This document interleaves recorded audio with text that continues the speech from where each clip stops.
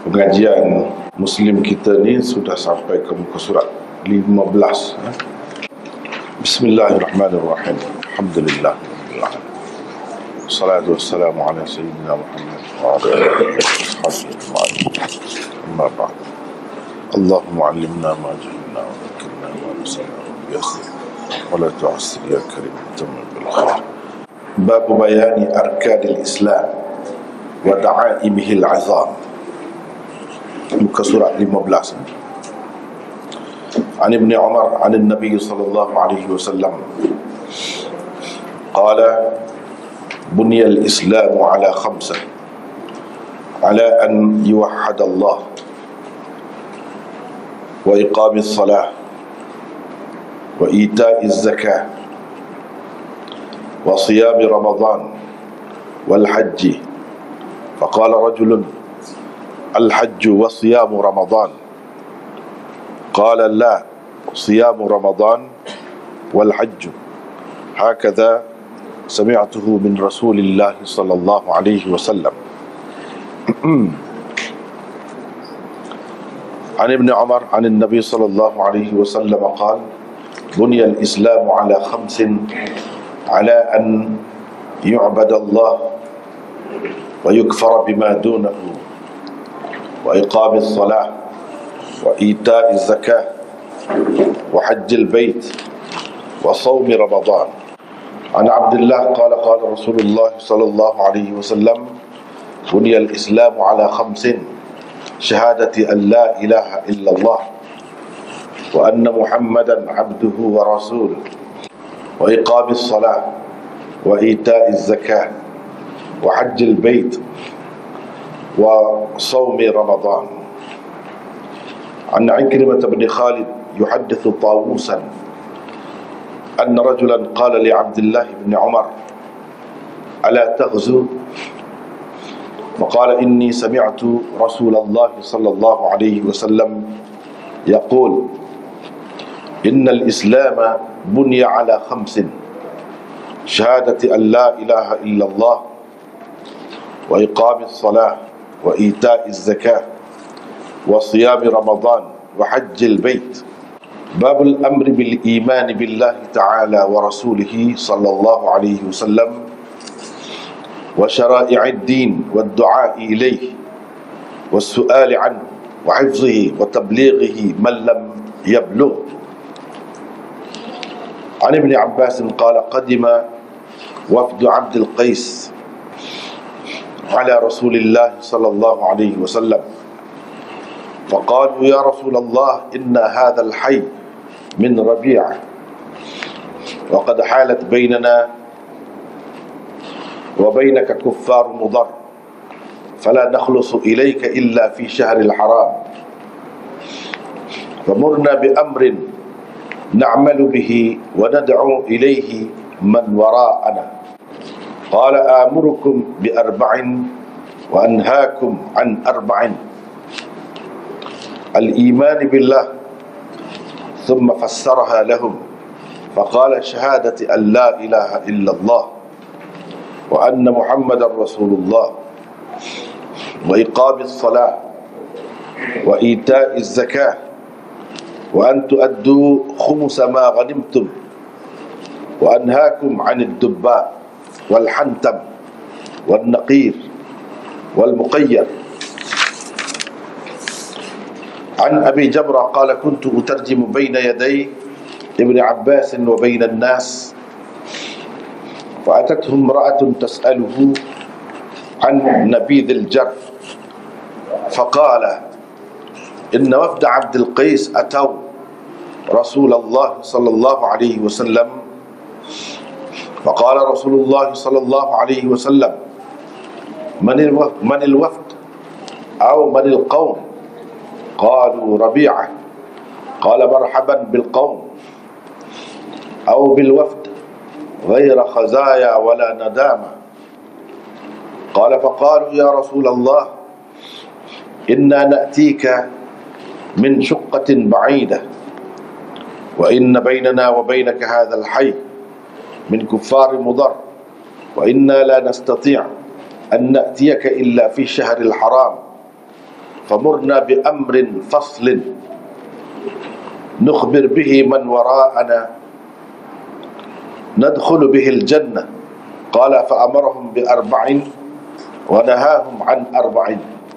Qala amarahum bil iman billahi wahdah wa qala hal tadrun mal iman billahi? Qalu Allah wa rasuluhu a'lam.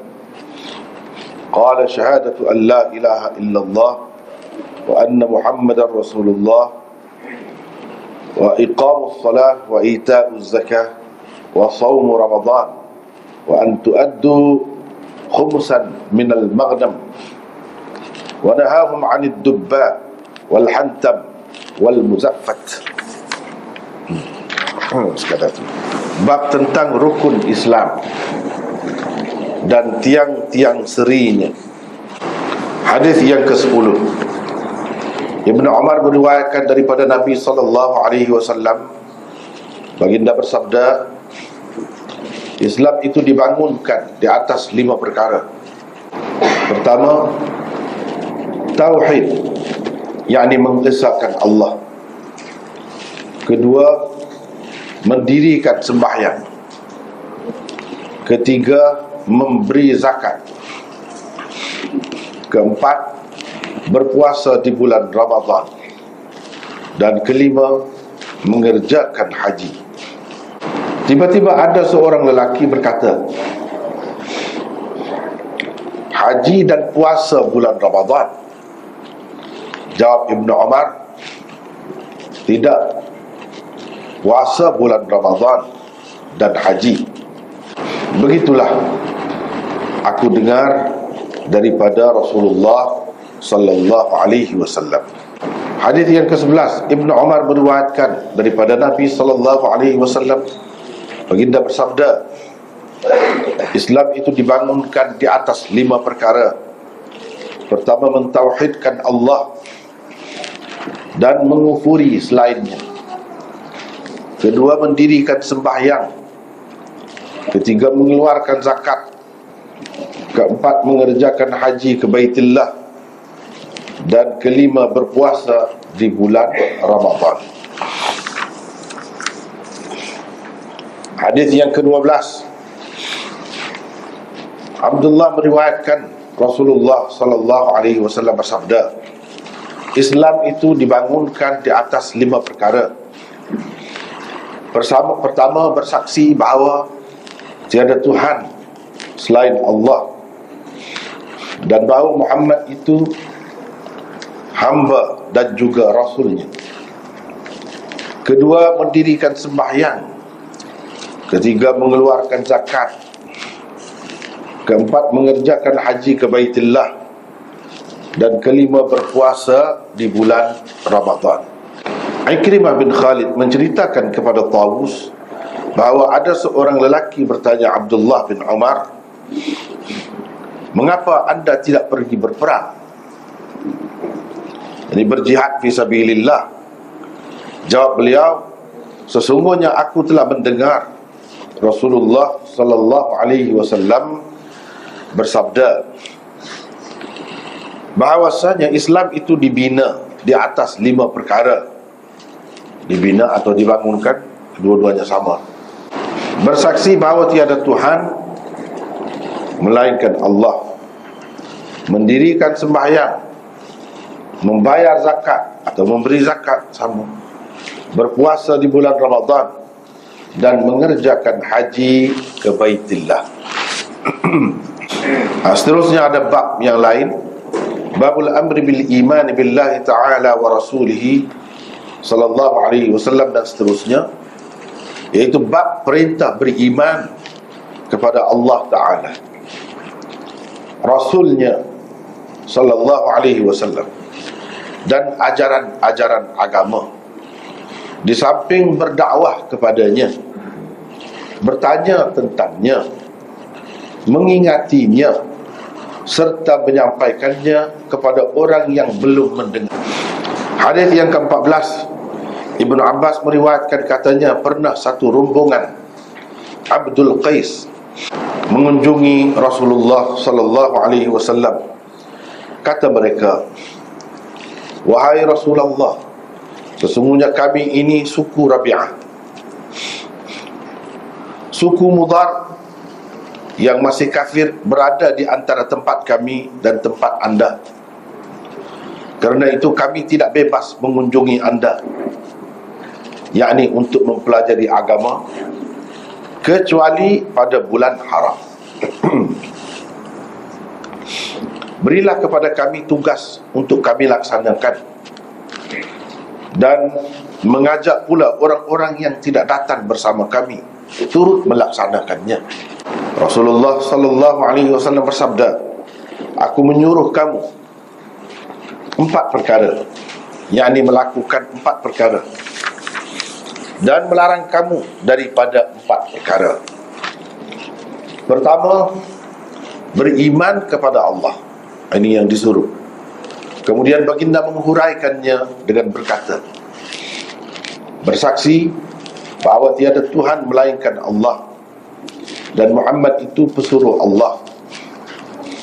Kedua, mendirikan sembahyang. Ketiga, membayar zakat. Dan keempat, memberi 1/5 daripada harta rampasan perang yang kamu perolehi.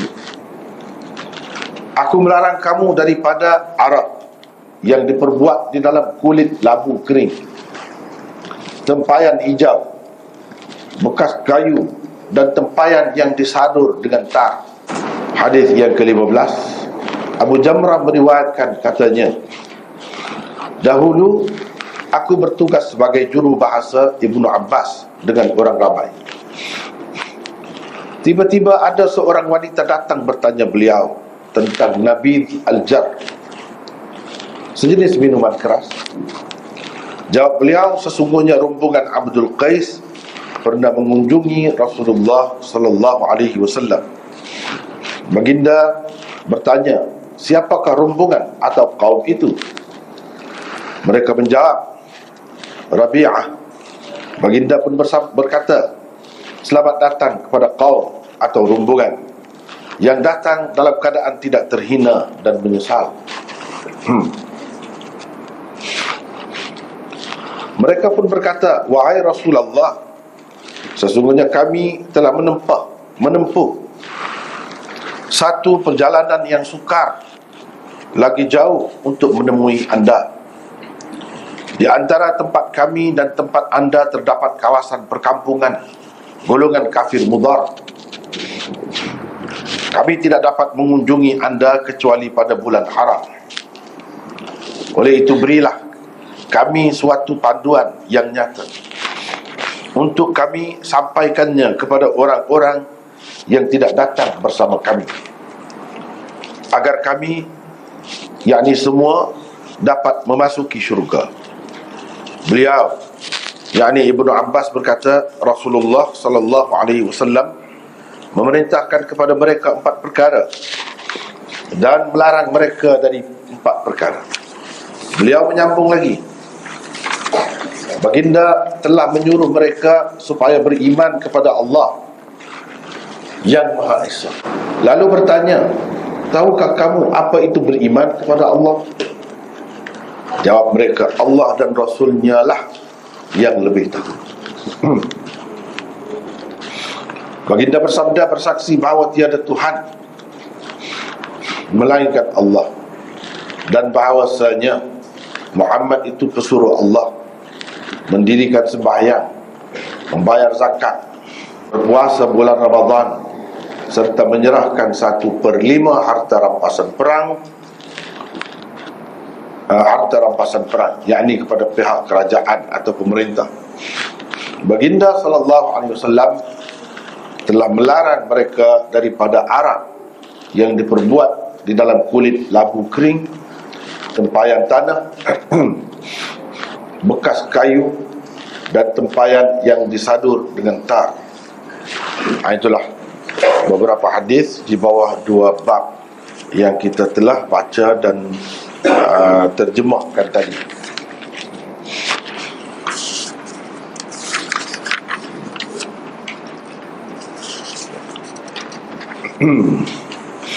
Kembali semula kita ke muka surat 15. Tajuk ni iaitu Bab Bayani Arkanil Islam wa Da'aimihil Izam. Bab tentang rukun Islam dan tiang-tiang serinya. Banyak kali, hampir setiap kali saya kalau mengajar ini Muslim ni, saya sebutkan bahawa tajuk ini bukan yang dibuat oleh Muslim sendiri. Inilah salah satu kitab yang tajuknya tidak dibuat oleh pengarangnya sendiri. Jadi harap maklumlah. Sebab begini, saya terdengar dalam YouTube, saya kebetulan tengok, jangan juga tengok pun, ada seorang yang rujukan masyarakat kita dalam agama, dan dia pun memang hebat, memang banyak jasanya, sumbangannya kepada Islam, dan tinggi juga kalau nak kira dari segi kelulusannya. Doktor.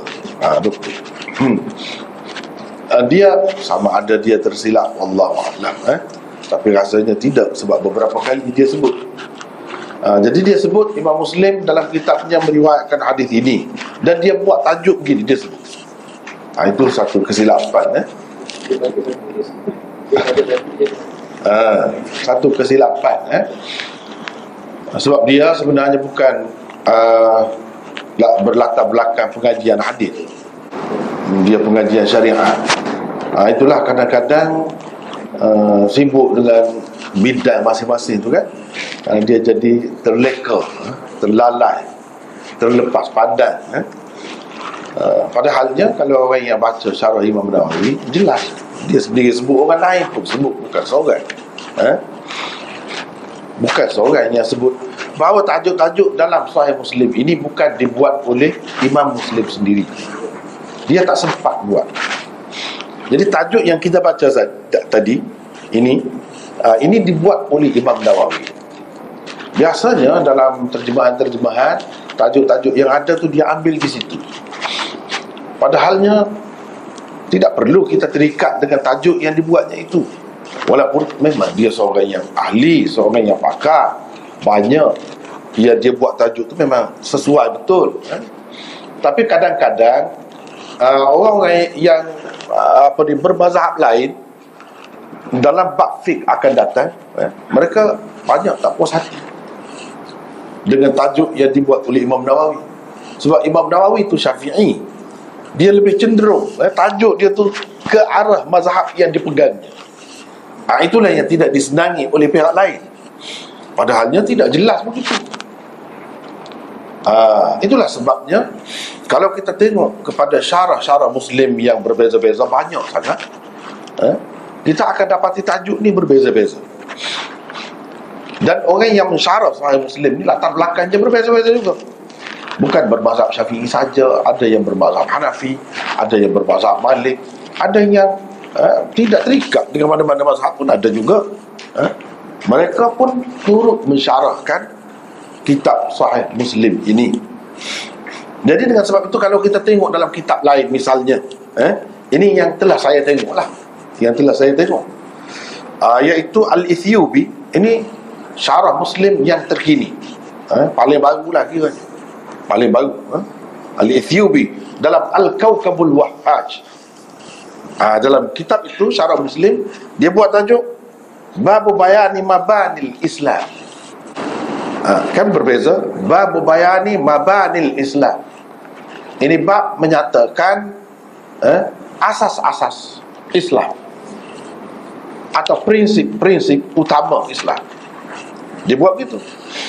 Al-Ubbi salah seorang pensyarah Muslim juga, dia kata, dia buat tajuk Babu Qawlihi sallallahu alaihi wasallam buniyal Islamu ala khamsi. Dia buat tajuk lafaz hadis. Ini bab sabda Nabi sallallahu alaihi wasallam, Islam itu dibangunkan di atas 5 perkara. Dia buat tajuk itu. Tengok, berbeza. Kalau kita tengok banyak lagi yang berbeza. Jadi jangan terkejut. Tetapi kalau yang tak dapat buat rujukan sendiri itu, dia nak terkejut apa? dia tak boleh baca pun, sebab semua ni dalam bahasa Arab ni, semua ni. Maknanya syarah Muslim ini banyak sangat, dan dalam bab tajuk ni kita akan dapati berbeza-beza. Sebab apa? Sebab ini dibuat oleh masing-masing pensyarahnya mengikut apa yang dipikir mereka sesuai dengan hadis yang di bawah. Dengan hadis yang di bawah tu apa tajuk yang sesuai masing-masing. Dan ini tidak salah. Berbeza dengan Bukhari. Bukhari cukup teliti dia. Cukup teliti dia buat tajuk tu. Tajuk tu memang semua orang akui, memang dia sendiri yang buat. Dan dia buat itu lama lah, dalam masa belas tahun. Sebab segala ilmu dia, segala kepakaran dia, dia letakkan di dalam tajuk bab yang dibuat. Itu cara Bukhari. Pada tajuk dia itulah terletak kebijaksanaan dia. Kita nak tahu apa pendapat dia, apa pilihannya pada tajuk yang dibuatnya. Dan bila dia nak tulis, dia tulis di Raudhah, antara rumah Rasulullah yang kemudiannya jadi kubur dia tu dengan mimbar Nabi SAW di Madinah, di masjid Nabi, dia tulis. Setelah dia kumpulkan semua, dia pergi tulis dalam buku dia di situ. Mana dia mengambil berat sangat. Sebab itu kita tengok memang hebat tajuk yang dibuatnya.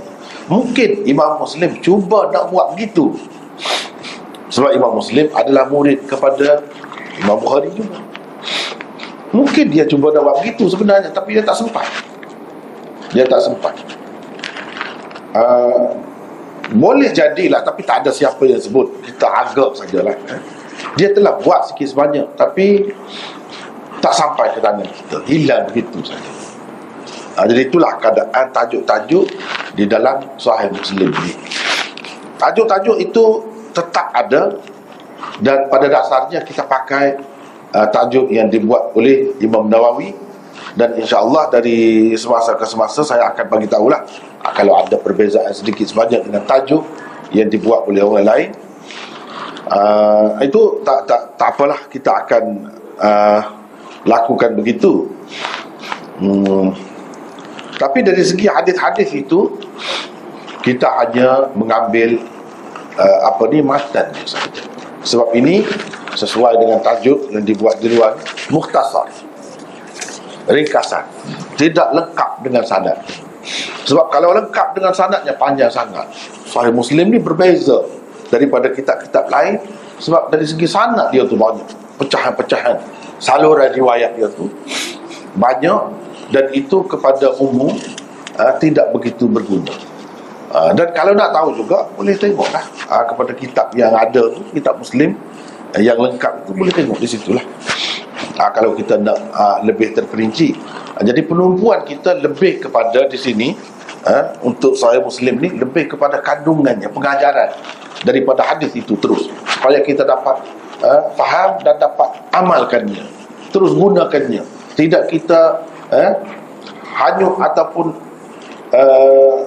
berbelit-belit di dalam tajuk dia, sedangkan tak ada gunanya sangat kepada umum.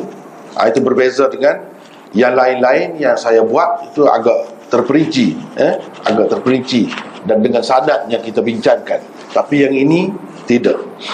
Padahal kena ingat, bukan bermakna ini sanad Imam Muslim itu tidak penting. Tidak, penting sangat. Dan itulah di antara keistimewaan dia. Tapi keistimewaan itu hanya dapat dirasai oleh ahli-ahlinya. Untuk umum saya rasa tak perlu sangat. Jadi hadis-hadis dia tu sebenarnya yang perlu kita jadikan panduan.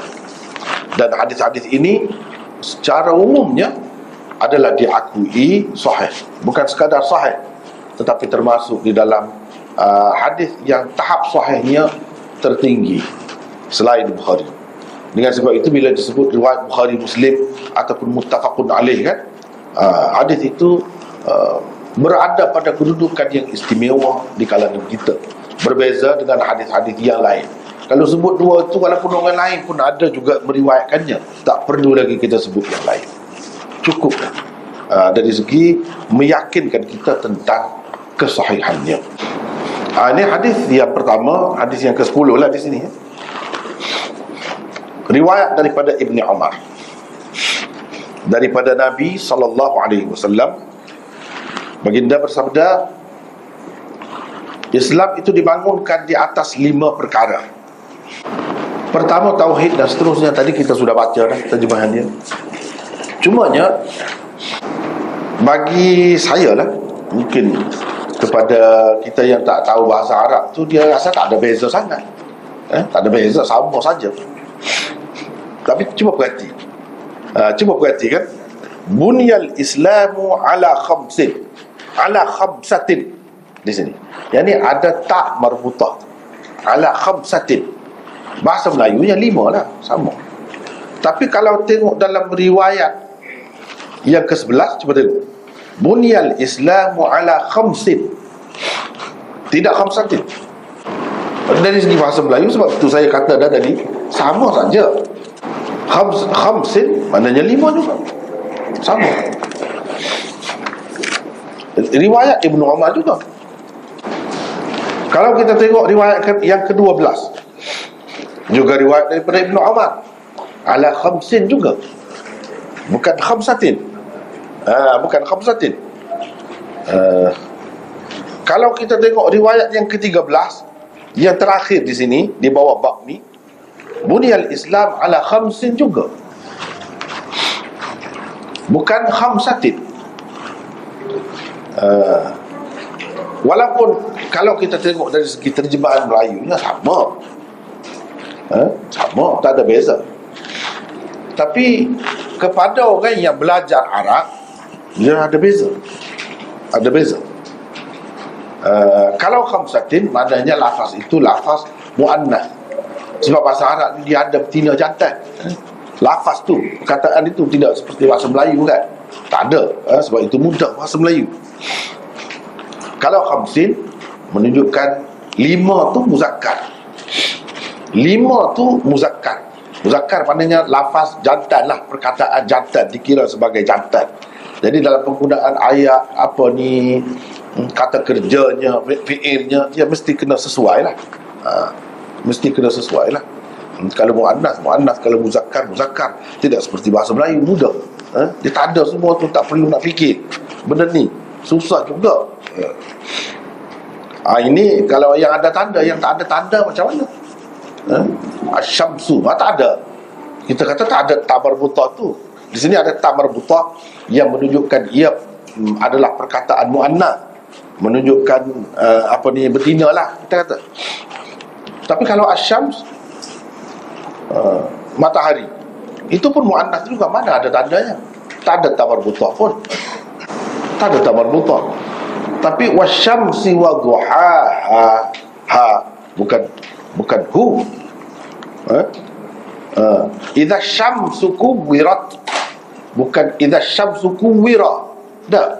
Ada. Dia mesti kena sesuai. Beza tu. Sebab itu susah. Kalau bahasa Arab ni susahlah, banyak nak banding dengan bahasa Melayu.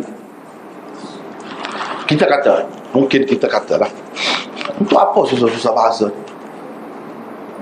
Baik lagi bahasa kita kan senang, mudah nak faham. Dari satu segi kan, kenapa Tuhan pilih bahasa Quran itu bahasa Arab? Nabinya berbahasa Arab, dia tidak bahasa lain lah. Kenapa? Mungkin kita timbul soalan-soalan yang macam ni. Sebab saya dulu pun, semasa belajar dulu, abang saya pernah cabar saya. Sebab dia aliran Inggeris, saya aliran Arab, jadi berbeza. Dan dia belajar sains, kita belajar agama, jadi berbeza. Pada masa tu kita baru-baru kan, apa tak tahu lah. Tak boleh jawab lah. Tapi itu menjadi motivasi kepada saya, cabaran kepada saya untuk mendalami ilmu. Jadi akhirnya kita dapatlah benda tu rahsianya. Kenapa? Gini, mudah saja. Salah satunya, ya, salah satunya, kalau mudah seperti bahasa Melayu, mudahlah orang nak tiru. Mudahlah orang nak tiru kan. Nak mereka ni kalau bahasa yang ketat, mesti kena kemas. Orang yang nak buat tu dia tak boleh main-main. Dan kalau dia pandai betul Arab, dia alim, dia tak akan buat pula macam tu. Dia takut kepada neraka. Kalau yang tidak alim dia buat, orang akan nampak di mana kelemahan dia. Ini bukan kalam Nabi ni. Ini bukan bahasa Nabi. Ini tak sesuai. Kalam Allah macam ni lemah. Nampak, akan nampak terus kelemahan dia di mana, kecacatan dia. Mana dia mesti kena orang yang otaknya tinggi. Kalau yang tinggi betul, dia tak akan jadi macam tu pula. Yang rendah ni, yang rendah bila dia buat akan nampak. Sebab itu walaupun banyak hadis maudhu' dapat dikesan. Ini dikesan melalui ini, pakai kaedah ini. Ini kelemahan dia dari sudut ni. Semua boleh kesan. Dengan itu terpeliharalah agama Islam ini. Itu salah satu rahsia. Salah satu rahsia. Baiklah, kita kembali ke sini. Khamsatin, apa bezanya dengan khamsin? Dalam bahasa Arab ni pelik sikit. Kalau bilangan 1 sampai 9 tu, 10 tu, dia beza. Inilah yang susah nak keliru kan. Nak tipu, nak mengada-ngada, susah. Kalau bilangan itu muannas, macam khamsatin, bermakna sesuatu yang dibilang itu mesti muzakkar. Mesti muzakkar. Dia panggil adat ma'dud, bilangan dan benda yang dibilang, sesuatu yang dibilang itu dia mesti berbeza. Kalau yang ini muannas, yang ini kena muzakkar. Kalau yang ini muzakkar, yang ini mesti kena muannas. Kalau khamsin, mesti yang dibilang itu kena muannas, sebab khamsin muzakkar. Kalau khamsatin, bermakna yang dibilang itu mesti kena muzakkar. Dia mesti kena sebalik. Berbeza dengan bilangan di atas daripada 10, itu lain pula ceritanya. Jadi bertukar-tukar, susah tu. Susah. Misalnya kita kata di sini, kalau kita kata khamsatin, buniyal Islam ala khamsatin. Jadi khamsati arkanin. Arkanin, 5 rukun. Tapi itu dibuat. Ketat bahasa Arab ni. Pendek, tak boleh main-main. Siapa nak cabar Quran, nak cabar hadis, dia bahasa ketat. Di mana yang kita kata Islam tu dibangunkan di atas 5 rukun. Rukun tak ada sebut. Rukun tak ada sebut pun sini. Tapi kita andaikan ada khamsati arkanin. Kita tidak kata khamsati khisalin. Tidak. Khisalin mana perkara? 5 perkara. Kita tak kata begitu. Kenapa? Kalau khisalin, dia jamak kepada khaslah. Khaslah muannas. Khamsati sudah muannas, sama muannas, tak boleh. Kalau yang ini muannas, yang ini mesti muzakkar. Khamsati arkanin, itu boleh. Sebab arkan jamak kepada ruknun. Ruknun muzakkar. Khamsati muannas, jadi berlawan, boleh. Khamsati umurin, boleh. Perkara juga, maknanya perkara juga. Khamsati umurin, khamsati asya'a. Asya' mana perkara juga, 5 perkara, boleh juga. Jadi banyak yang boleh. Boleh semua tu, tidak salah. Tapi kita nak tahu di mana kita nak tahu yang dibuang itu umurin ke, arkanin ke, asya' atau dan lain-lain lagi, kita nak tahu di mana. Ini kita tahu satu kan. Kalau saya pegang satu saja. Saya pegang pada tanwin, pada khamsatin. Buniyal Islam ala khamsatin. Kita masuk ilmu nahwu sikit lah. Ilmu nahwu sikit. Nak tengok bagaimana hadis-hadis ni terpelihara. Hebat hadis-hadis ni. Kenapa dalam bahasa Arab? Untuk jaga kesucian Islam, kemurnian Islam, keasliannya. Baik, saya nampak pada tanwin khamsatin. Kalau orang baca khamsati, salah. Tapi kalau khamsati arkanin, betul. Memang kena macam gitu. Kalau kita sebutkan arkanin, kena baris satu. Khamsati arkanin, khamsati umurin. Tapi kalau kita buang itu, dia mesti kena tanwin.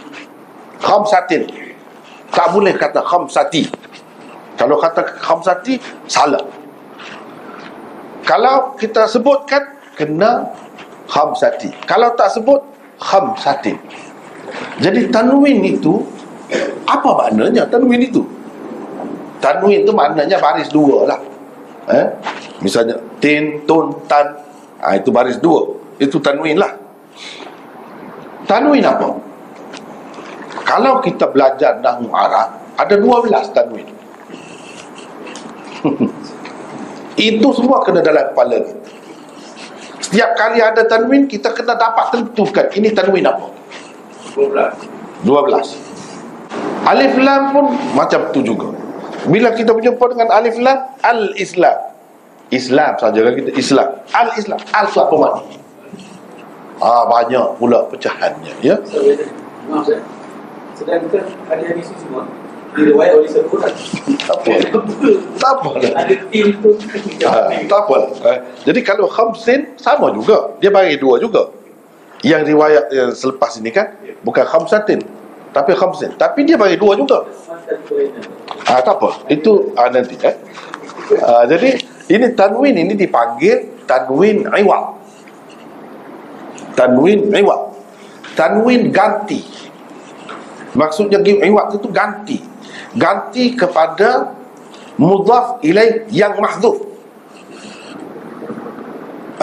Ganti kepada mudhaf ilaih yang kita sebut umurin, arkanin, asya, itu semua mudhafun ilaih.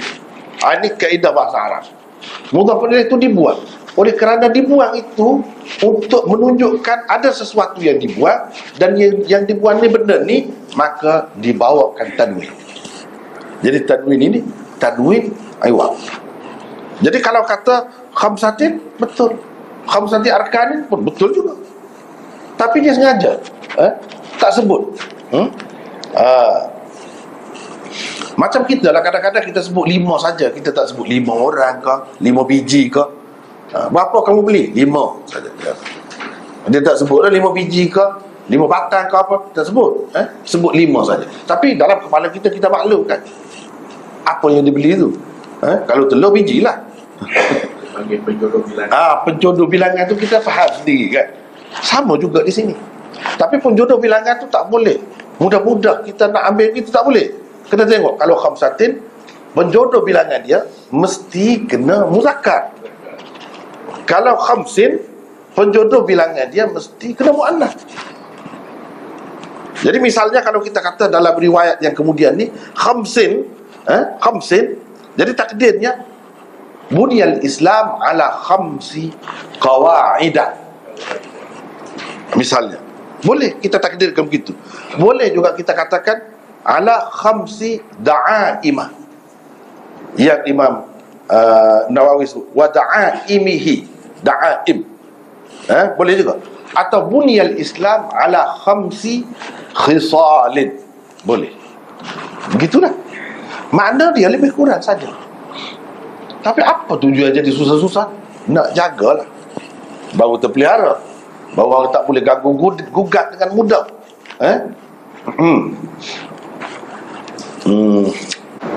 Dalam Quran ada sebutkan sakharaha alaihim sab'a layalin wa thamaniyata ayyamin husuma. Dalam Quran, tengok cara dia guna. Memang Quran pun guna kaedah yang sama juga. Jadi kalau kita tahu bahasa Arab, mana-mana pun sama. Allah SWT melepaskan angin itu kepada mereka, angin yang kencang, ribut itu, sab'a layalin, 7 malam. Sab'a layalin. Sab'a bukan sab'ata. Sab'a. Kenapa? Sebab layalin. Layalin itu jamak kepada laylah, muannas. Tengok dia lah. Wa samaniyata, bukan samaniyah. Samaniyata ayyamin. Sebab ayyam itu jamak kepada yaum. Yaum itu muzakkar. Tengok dia, cara dia guna tu standard. Tapi kepada orang yang tidak mahir, dia mungkin tersalah di situ. Daripada situlah ulama-ulama boleh tahu. Boleh tahu bahawa ini tak betul, ini adalah rekaan. Begitu ya.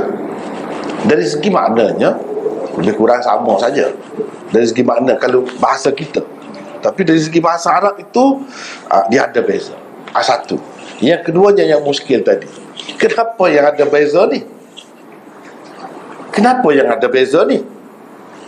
Adakah Ibnu Umar terlupa, tersalah, tersasul, atau yang mana satu? Kalau dua ni yang betul, atau kedua-duanya betul? Yang mana? Bagi saya boleh terima semua, tidak salah. Sebab kalau kata khamsatin pun ada, kalau kata khamsin pun ada. Kira-kiranya dia dengar daripada Rasulullah sallallahu alaihi wasallam kadang-kadang menggunakan khamsatin macam di sini. Yang ini dengan lafaz ini khamsatin. Dia ingat begitu. Dua-dua betul. Dan telah digunakan oleh Rasulullah sallallahu alaihi wasallam kedua-dua. Dia dengar pada dua kali atau banyak kali. Dan digunakan itu berbeza-beza. Dan digunakan walaupun berbeza tidak salah. Dari segi bahasa tidak salah. Sebab tadi tanwin itu iwad, ganti kepada apa? Kalau ganti kepada benda ni begini, ganti kepada benda ni sama saja, tidak salah. Itu satu. Yang kedua, tapi ada yang ini saya rasa kurang sesuai lah. Tapi kalau sekadar nak mengandaikan itu boleh. Perawi-perawi ini dia tak dia tak ingat. Perawi ini dia ingat begini. Perawi ini dia ingat khamsin, perawi ini ingat khamsatin. Yang diriwayatkan oleh Ibnu Umar sebenarnya salah satu daripada dua itu, di mana-mana pun. Jadi perawi mungkin yang tersalah itu khamsatin, perawi di bawah. Sebab nak sampai kepada Ibnu Umar itu berapa orang perawi? Nak sampai kepada Imam Muslim tu ramai. Jadi tak tahu di peringkat mana yang tersalah. Tapi walaupun dia kata tersalah, tak apa, sebab dia faham riwayat bil makna diharuskan selagi maknanya tidak berubah. Di sini sama saja maknanya. Jadi tak kisah sangat kalau tersalah. Maksudnya berbeza kehalusan bahasa Arab. Tak sama, lebih kurang. Boleh kedua-duanya sama kuat. Tapi kalau nak tengok daripada lebih banyak riwayat khamsin, itu lebih banyak. Jadi kira-kiranya salah satunya merupakan riwayat bil lafzi, satu lagi riwayat bil makna. Dan riwayat, kalau kita andaikan ini yang mula-mula di riwayat bil makna lah kata, makna itu tidak salah. Tidak salah. Kalau salah itu baru tak boleh riwayat bil makna. Kalau tidak salah dan lebih kurang saja maksudnya, itu tak mengapa, dibenarkan. Itu andaian yang kedua.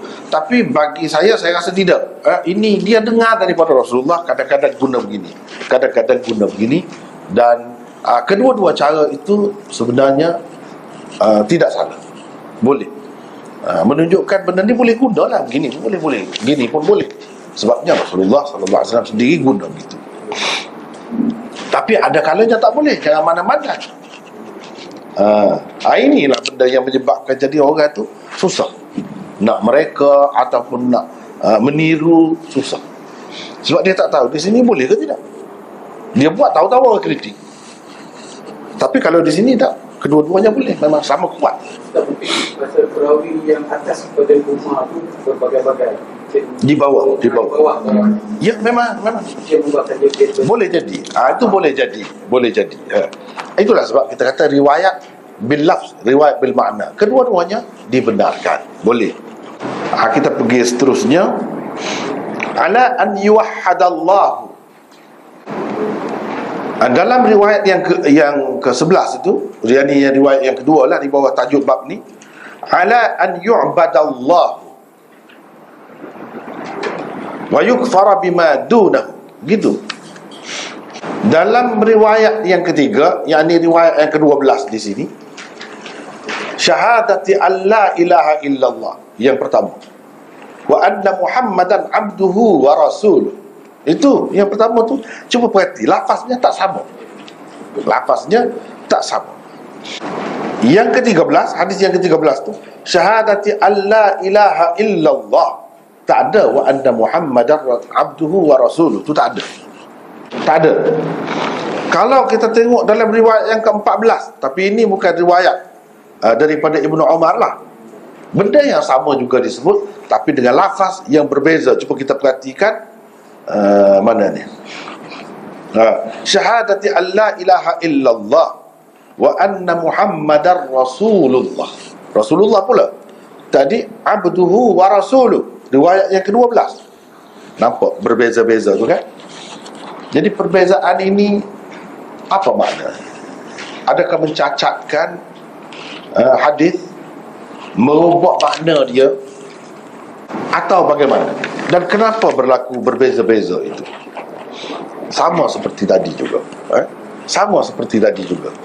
Kebanyakan ulama mengatakan sebahagian hadis itu ada yang diriwayatkan bil lafz. Bil lafz tu mana betul-betul yang Nabi gunakan dengan lafaz itu, dia guna yang itulah.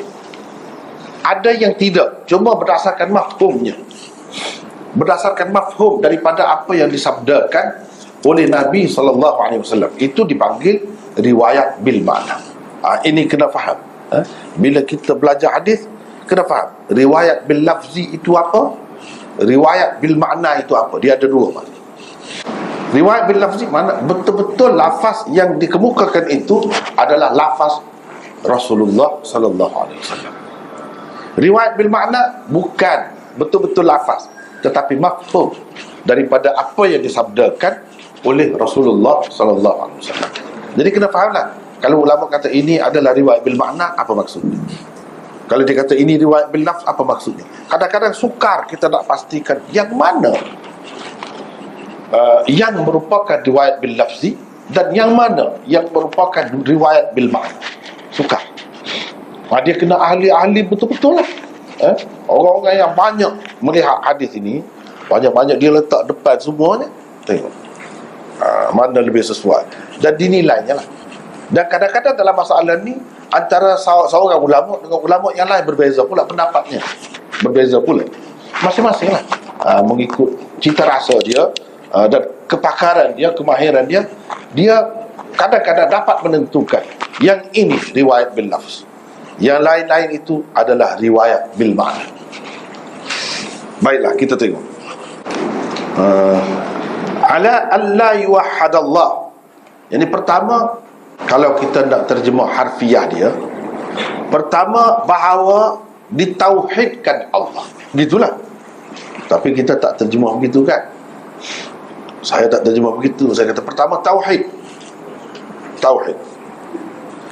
Padahal dia sebut yuwahhadallah,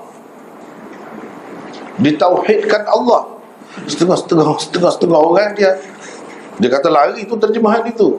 Kenapa tidak terjemah mengikut harfiah? Kadang-kadang terjemahan harfiah ni menjemukan. Kita bahasa percakapan kita tidak begitu. Jadi kita ambil maksud dia. Maksud tauhid itu mengesahkan Allah. Itu tauhid, mengesahkan Allah. Ini saya rasa saya kena bincanglah dari sudut bahasa dia. Dari sudut bahasa, sebab Rasulullah SAW dia guna bahasa, bahasa dia cukup ketat, kemas. Kadang-kadang kepada orang yang tak tahu, dia ialah dia baca terjemahan saja, terima ajalah. Tetapi apa hakikatnya? Apa hakikatnya? Ini kena orang yang mahir bahasa, kena orang yang belajar, kita kata secara formal. Secara formal, kaedah-kaedah ni baru dia dapat puas hati. Orang Kelantan kata jelira. Kalau tidak tak jelira. Jelira. Kalau tidak tak jelira. Mana kalau kita kata kuih apa yang manis? Manis di luar saja, dalam dia tak manis. Tak sampai ke dalam. Ni kalau manis-manis sama, luar dalam sama. Itulah jelira. Jelira. Begini, cuba kita perhatikan. Ini kalau dalam syarah Arab dia akan bahas Tapi kita nak bahas untuk bahasa kita, untuk apa? Saya nak sebut ini bukan untuk faedah apa-apa, tak ada. Tapi nak cerita betapa kemasnya tempat rujukan kita ni. Kalau hadis tu dia sahih, dia tak lari, tak bercanggah dengan kaedah bahasa Arab. Tengok dari sudut mana tepat. Itu lebihnya. Kalau kita tengok hadis-hadis maudhu', banyak lemah dia. Dari sudut bahasa saja pun sudah kita dapat buat keputusan. Jadi kalau kita perhatikan, ala khamsatin ala an yuwahhadallah. Iyalah, sebab biasanya orang-orang yang ikut kuliah kita ni macam-macam latar belakangnya. Jadi saya rasa elok juga kalau saya sebut. Mungkin kepada setengah-setengah tu dia rasa tak ada guna lah, tak faham lah, tak jijak Kelantan kata. Tak jijak, kalau sebut pun tak jijak.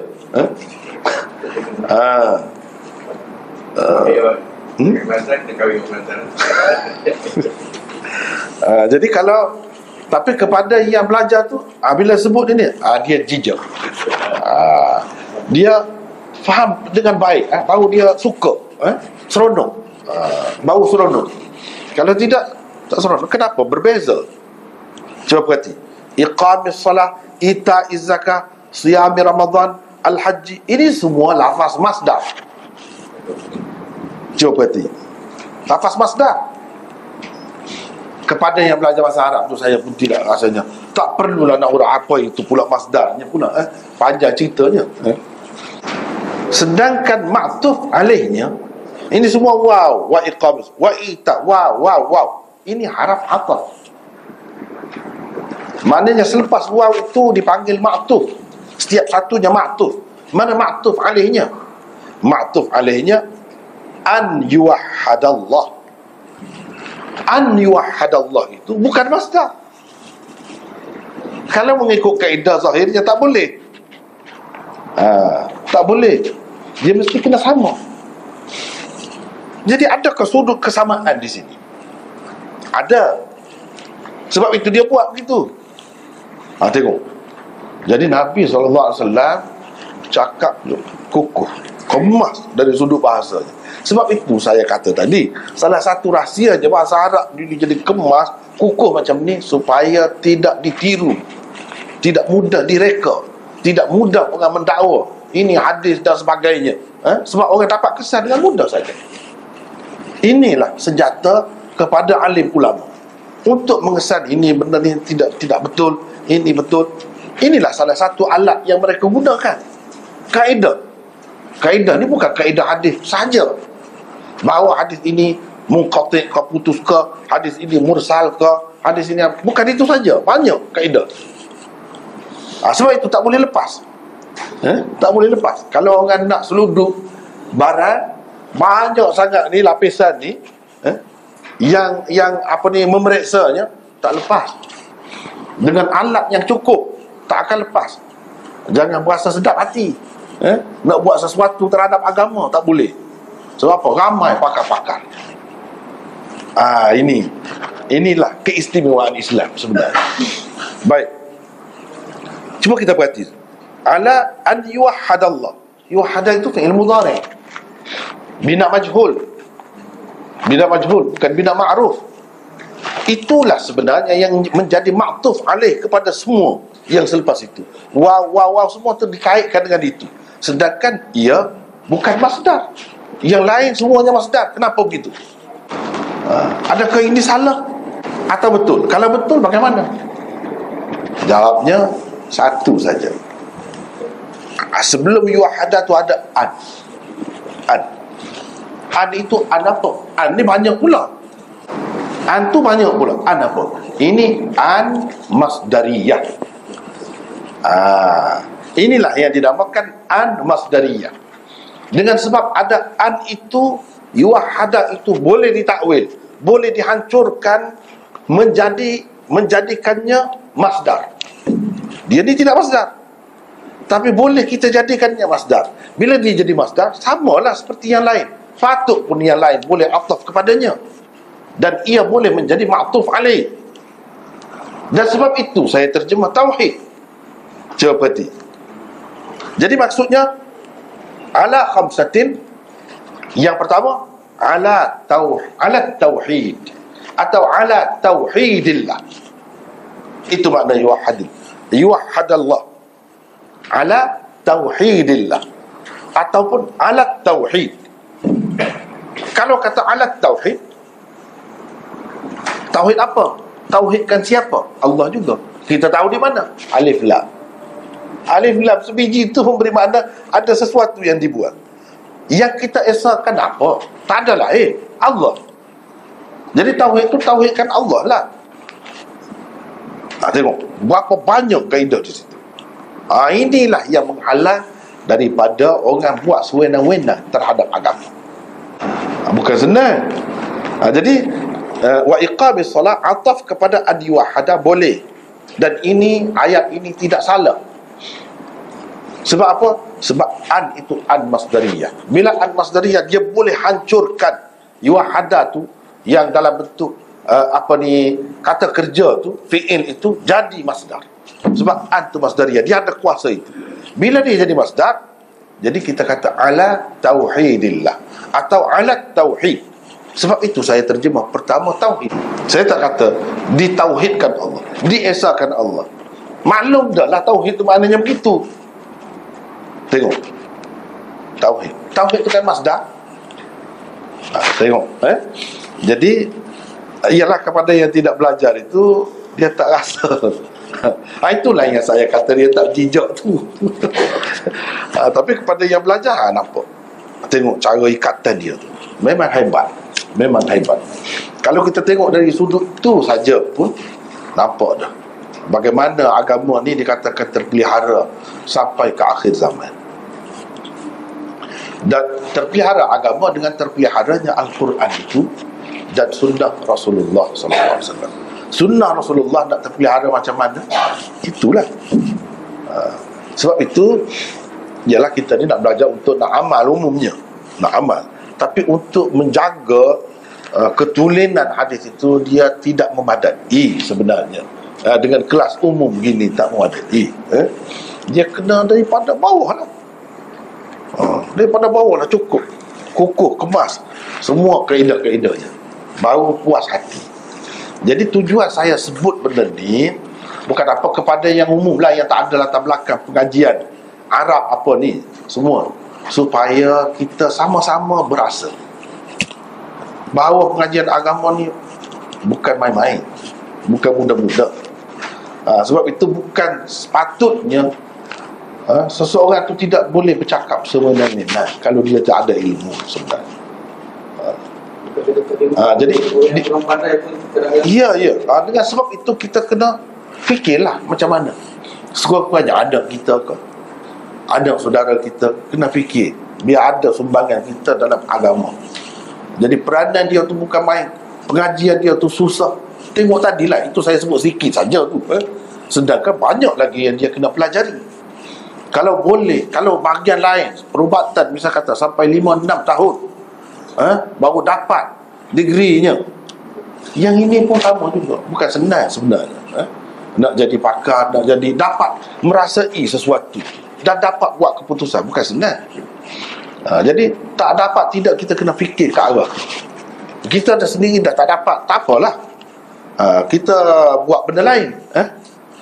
Kita buat benda lain. Tapi kena adalah di kalangan anak-anak ni yang memang pandai benda-benda begini, barulah ada sumbangannya kita kepada agama secara langsung. Kalau tidak secara langsung lah jadi. Tidak secara langsung, ialah bagi nafkah kepada anak-anak tu pun kewajipan juga, agama juga. Tapi tidak kerja agama secara langsung, itu orang kafir pun buat kan, belanja anak-anak apa semua tu. Tapi yang kerja agama secara langsung sebenarnya pada benda-benda yang macam ni, benda-benda macam ni. Dan benda ni bukan senang. Saya tahu, saya mengajar, saya belajar dulu, ada pengalaman. Kepada setengah, ialah kepada yang kita kata otak kamera tu lain lah kan. 10 kali pun memang dia lekat Tapi kadang-kadang yang saya mengajar 10 kali kita cerita, kemudian kita tak jadi, tak ingat nak menunjukkan benda ni payah juga, terkeliru, celaru lagi. Itulah benda ni payah sebenarnya. Nak hafal Quran saja tu ingat senang. Daripada awal sampai akhir hafal Quran, ingat dalam kepala. Bukan senang. Itu satu baru.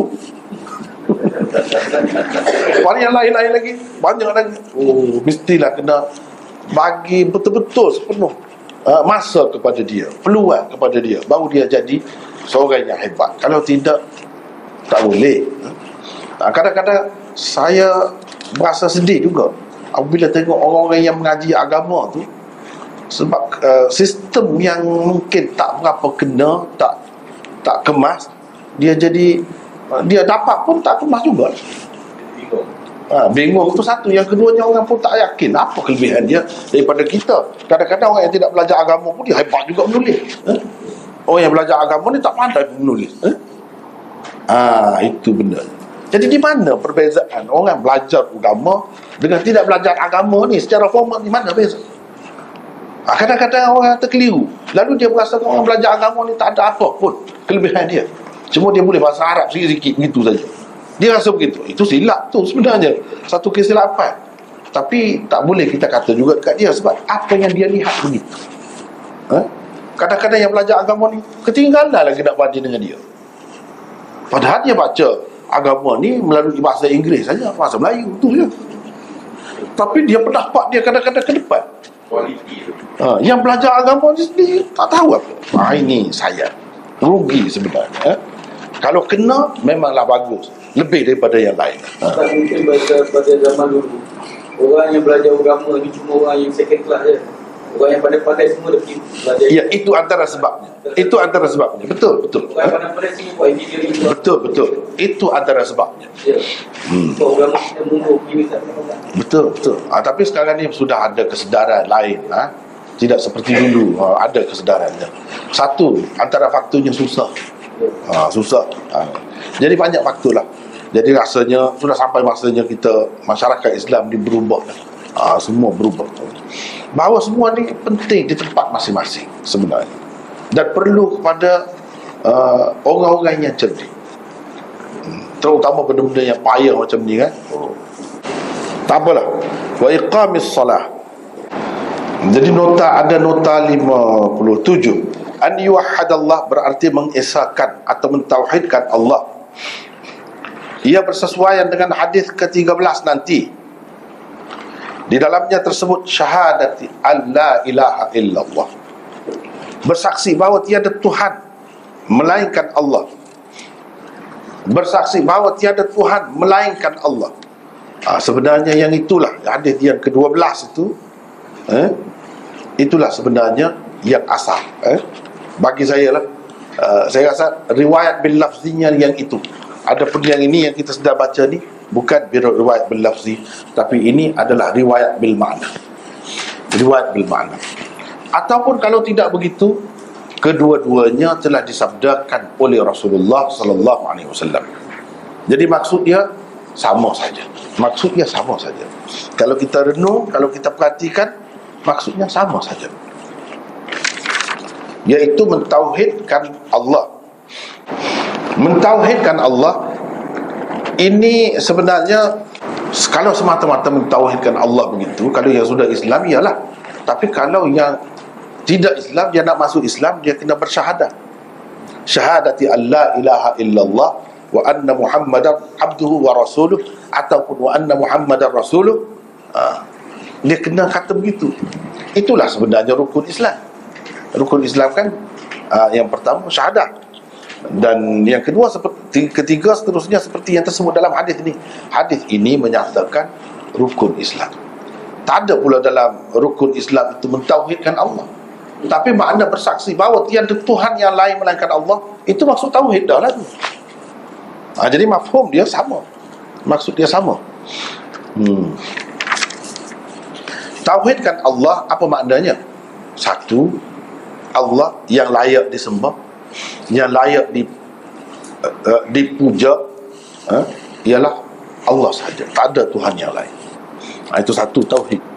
Yang kedua, dengan arti walaupun kalau kita tengok sifat-sifat dia tu macam sama lah, yang lain pun ada juga begitu, tapi hakikatnya tidak sama. Yang dia tu satu saja ada pada dia, tak ada yang lain. Misalnya melihat, kita pun melihat juga. Banyak lagi makhluk lain yang hina lagi daripada kita pun melihat juga. Tapi melihat tu macam mana? Jadi tauhid tu tauhid pada zatnya, sifatnya, af'alnya. Maksudnya tidak ada yang macam tu. Tidak ada yang macam tu. Jadi kalau kata melihat macam dia tu tak ada. Hidup, kita pun hidup. Kan sifat Allah juga hidup. Al-Hayyul Qayyum. Hidup macam dia tak ada. Yang lain ini hidup, dia ada hujungnya, ada permulaannya. Macam dia tak ada. Hidup juga. Begitu juga berkuasa, berkehendak dan lain-lain. Segala sifat Allah tak ada yang seumpamanya. Jadi dia tunggal, sendirian dalam segala kesempurnaan. Apapun sifat yang macam mana pun, tak ada tandingan dia, tak ada bandingan dia, tak ada yang serupanya. Itulah maksud tauhid. Itulah maksud tauhid. Dan itulah maksud laisa kamitslihi syai'. Walaupun kata hidup, kita pun hidup, tapi laisa kamitslihi syai', tidak ada yang suatu pun yang menyerupainya, tak ada. Jadi ini maksud tauhid itu. Jadi kita kena percaya yang macam tu sifatnya tidak ada pada yang lain kecuali Allah. Dan itulah maksudnya firman Allah SWT, wasyaf'i wal watri, dalam Quran, demi yang genap dan yang ganjil. Yang genap tu makhluk dia lah. Ada lawan, ada yang serupa, ada yang bandingan, boleh dibanding siang malam, siang malam, syurga neraka dan sebagainya, baik buruk, semua ada lawan. Tinggi rendah, lelaki perempuan, semua ada pasangan, ada regunya, ada yang serupanya, ada yang sebanding. Allah Al-Watri, yang ganjil, tak ada serupa dengan dia, tak ada. Dia tidak ada pasangan. Nak kata nak menyempurnakan hidup dia, kalau lelaki perlu kepada perempuan, perempuan perlu kepada lelaki. Dia tak ada. Kesempurnaan dia tu sempurna dengan sendirinya, tanpa perlu kepada yang lain. Itulah yang dikatakan Al-Watri, demi yang ganjil. Ganjil betul. Yang lain semua ada tandingan, ada bandingan, tapi dia tidak. Itu maksud tauhid. Esa tu esa dalam segala-galanya, dalam segala-galanya. Kena percaya begitu. Tak ada perlu berkongsi untuk di dunia ni perlu melalui orang ni atau berhala ni untuk dapat benda ni, melalui berhala ni seperti orang kafir. Tak ada. Semuanya dia. Yang baik, yang buruk daripada dia semua. Bukan seperti orang kafir kata yang buruk daripada Tuhan jahat, yang baik daripada Tuhan baik. Bukan begitu. Semuanya daripada dia. Nak menghilangkannya, yang sedih kita, yang susah kita, dia juga. Kita minta dengan dia juga. Dan dia buat baik, buruk, susah, senang, kaya, miskin, apa semua ni, bukan tidak baik. Baik untuk kita sebenarnya. Cuma sekali kita tengok bila kita sendiri yang menanggung tu, kita rasa tak suka lah. Tapi kalau dilihat secara keseluruhan, dia tetap baik. Kita tak boleh kata api itu oleh kerana pernah membakar tangan kita, jadi api itu tak baik, tak perlu ada. Tak boleh kata begitu. Silap itu. Kita kena tengok keseluruhannya. Kalau tak ada api, nak makan gulai macam mana? Nak makan nasi macam mana? Kita bukan itik, boleh makan padi saja. Jadi kita kena masak. Tengok benda yang bahaya tadi, di sebalik tak baiknya, berapa banyak yang baik. Jadi Allah buat yang tak baik tu pada pandangan kita tak baik secara mutlak. Hakikatnya bukan tak baik secara mutlak. Tak baik tu kalau salah guna. Pada hakikatnya baik juga. Pada hakikatnya baik juga. Kena faham begitu, barulah tak keliru. Kalau tidak, kita duduk muskil. Kenapa Allah buat macam ni? Ini dunia, kena sedap begitu. Susah, senang, hidup mati. Kalau tak mati nak masuk syurga macam mana? Kena matilah. Itu keperluan dalam hidup dunia. Kena lapar, baru kena ada usaha. Dia nak suruh usaha lah. Kena sakit, baru ada yang pergi cari ubat, baru ada gunanya doktor. Kalau tidak, kalau semua sihat, Untuk apa doktor? Untuk apa ubat? Tak adalah hikmat kejadian dunia. Ada kaya yang miskin macam-macam lagi. Kalau nak sedar syurga, itulah baru tak ada semua. Tak ada tua, muda sepanjang masa. Tak ada mati, hidup sepanjang masa. Tak ada tak suka, suka sepanjang masa. Dia buat ada tempat macam tu. Bukan dia tak boleh buat. Kalau dia nak buat macam tu di dunia pun boleh, tapi dia tak mau buat begitu. Dia nak buat begini. Seperti yang kita tengok sekarang, yang kita alami. Itulah kerja Allah SWT yang Maha Esa. Jadi tak perlu kepada banyak Tuhan. Di sebalik kepelbagaian yang kita tengok ni, semuanya datang daripada satu Tuhan sahaja, iaitu Allah. Itulah maksud tauhid, mengesahkan Allah. Kedua, mendirikan sembahyang. Ini rukun yang kedua. Kalau kita perhatikan, rukun Islam tu kan jadi rukun Islam, kita terima sebagai rukun Islam. Mana asasnya? Inilah tengok berapa banyak. Di awal kitab Muslim ni berapa banyak dia bawa hadis. Bukan daripada orang yang sama, orang yang lain-lain. Benda sama, penekanan situ. Itulah sebabnya patut ia menjadi rukun Islam. Patutlah jadi rukun Islam. Inilah sebabnya kita kena tahu apa sebab dia jadi rukun Islam. Kenapa ini? Cuba tengok dalam hadis banyak mana. Inilah yang ditekankan. Mungkin sekali lalu kita tengok, seimbas lalu nampak macam gitu saja. Besar tu. Bukan main-main. Bukan main-main. Kalau sembahyang ni, bolehkah kita satu orang lah yang nak ajak orang seluruh dunia ni buat macam ni, buat macam ni, nak berhubungan dengan Allah? Senang? Boleh? Lemah. Bejak macam mana pun, dia bejak boleh reka itu, reka ini, boleh buat itu saja. Benda macam ni nak suruh orang ikut dengan patuh, dengan hati rasa lega, tenang, bila buat dapat? Tak dapat. Inilah orang panggil agama. Agama bukan penemuan ni, bukan boleh dapat dengan penemuan, dengan kajian. Kita tengok, cuba tengok sembahyang. Ada nota di situ ringkas. Sembahyang ialah ibadat badaniyah, ibadat yang berkait dengan tubuh badan kita. Ia boleh dilakukan sesiapa sahaja, sama ada miskin atau kaya. Itu yang pertama. Kita ada kena-mengena dengan miskin atau kaya, siapa saja pun kena buat. Sebab ini hubungannya dengan Allah Subhanahu wa ta'ala. Nombor satu sekali, sembahyang itu apa? Kadang-kadang orang tak faham, dia malas sembahyang. Bagi saya penawarnya ini. Penawarnya dia kena faham sembahyang itu apa. Kamu sedar ke sembahyang itu apa? Dia tak sedar itu sebenarnya. Kita tanya dia. Kalau orang bagi kepada kamu, kita bagilah kepada dia, kita bagi RM100. Kita nak tengok dia senyap ke atau dia kata. Biasanya manusia ni kan, dia akan terima kasih lah. Kalau yang miskin, yang susah sangat, yang perlu sangat tu lagi lah, nampaknya, sungguhnya kalau boleh dia kucuk tangan, dia dekat kita, dia kata kita baik, bagus. Tengok dia puji dah kita. Dia puji. Kenapa? Kerana kita bagi RM100 saja ke dia. Membokok-bokok dia di hadapan kita. Kenapa? Terima kasih. Ucap terima kasih. Sembahyang itu terima kasih kepada Allah lah. Dia tak faham lagi tu. Yang Allah bagi bukan RM100 kepada kita. Cuba kita pegang hidung ni, tutup mulut sekejap, tak nyawa. Macam mana? Selama mana nak boleh bertahan?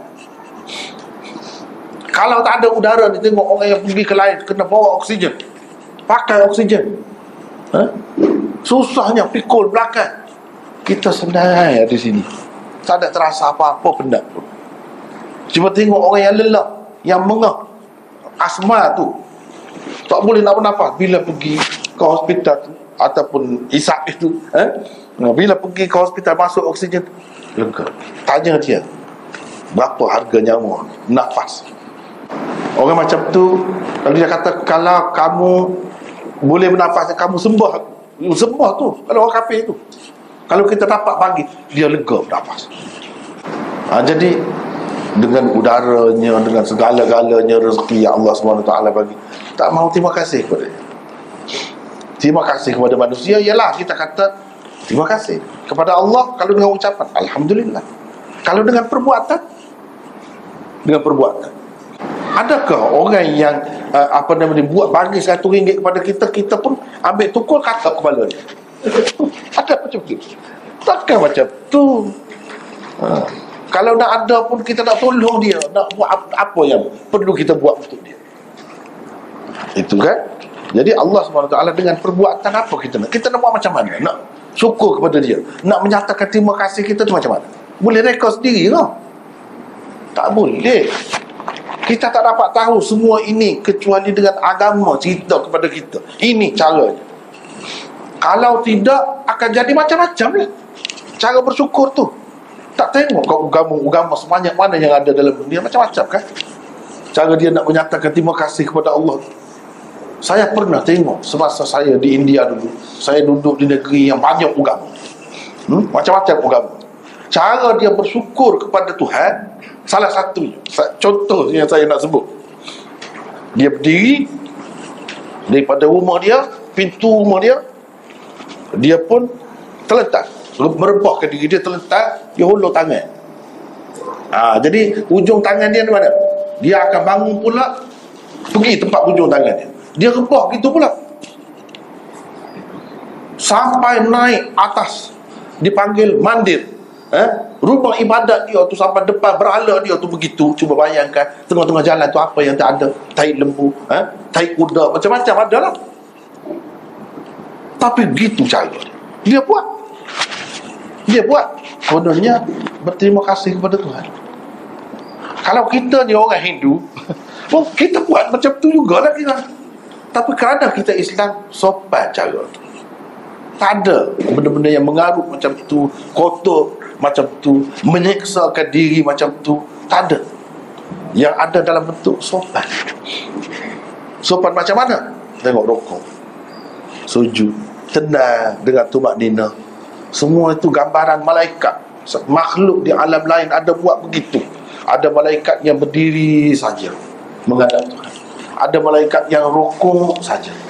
Ada malaikat yang sujud saja. Semuanya nak menyatakan kebesaran Allah SWT.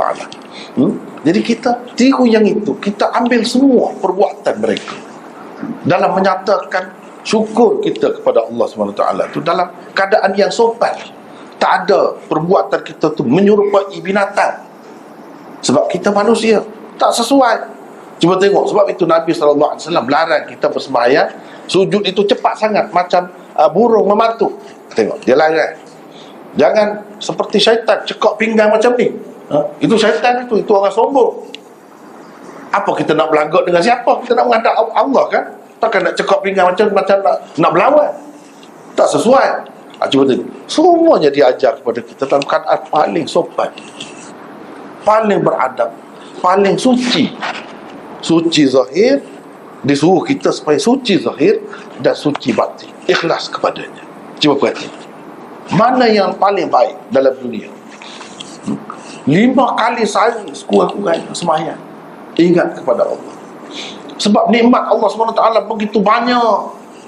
Kalau nak kira 5 kali sehari itu lebih lagi pun patut. Lebih lagi pun patut. Itu pun bukan saya saja, nanti dia akan bagi pula ganjarannya, hadiahnya, pahalanya berupa syurga. Kalau nak kira, tak mungkin dengan sembahyang 5 waktu tu saja dapat syurga. Syurga ni mahal. Seseorang tu nak dapat sebuah kereta, sebuah rumah, sepanjang hayat dia kerja. Pergi pagi, balik malam, dia buat. Kita nak dapat syurga macam tu. Cuba kita fikir, semua ni Allah SWT bagi kepada kita. Allah SWT bagi kepada kita. Mudah saja. Mudah saja. Dan kita pun merasa puas hati, kita dapat bersyukur. Kalau nak kira bersyukur kepada dia, tak madai lagi. Apalagi kalau Kristian, seminggu sekali pergi. Seminggu sekali pergi gereja je. Jadi yang Tuhan kurniakan kepada kita tu sepanjang mana? Banyak sangat.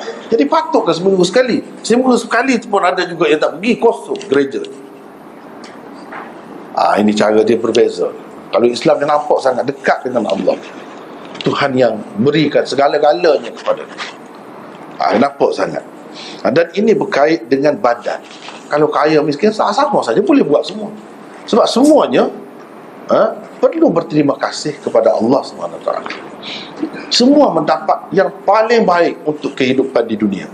Adapun yang lebih-lebih itu sebenarnya tak perlu. Penilaian manusia yang bodoh saja yang kata ini mahal. Misalnya permata sebiji ada sampai berjuta kan. Kalau orang miskin tak ada, dia lapar ke dengan sebab tak ada tu? Dia sesak nafas ke? Tidak kan? Perkara asas tu dapat semua. Cuma ini kebesaran, kelebihan sesama manusia, sama-sama dia yang bodoh. Siapa yang kata ada nilai benda ni? Kita juga yang kata. Kita beri nilai. Kalau nak kira tak ada beza je duit dengan kertas biasa. Kita yang beri nilai. Kalau tak ada duit, manusia tak boleh makan ke? Boleh juga. Orang zaman dulu tak ada duit, makan. Sama juga hirup udara yang lebih segar lagi daripada kita. Kalau nak kira asas itu sama, semuanya perlu syukur. Yang kecil-kecil itu, yang coklat, dapat makan coklat, yang ini itu sebenarnya bukan perlu pun. Kita saja yang rasa perlu. Dapat kemewahan ini, makin cepat lagi mati kita, sakit kita. Ada yang tu. Yang sebenar-benar diperlukan sebenarnya tidak. Benda lain, benda tu semua dapat sama.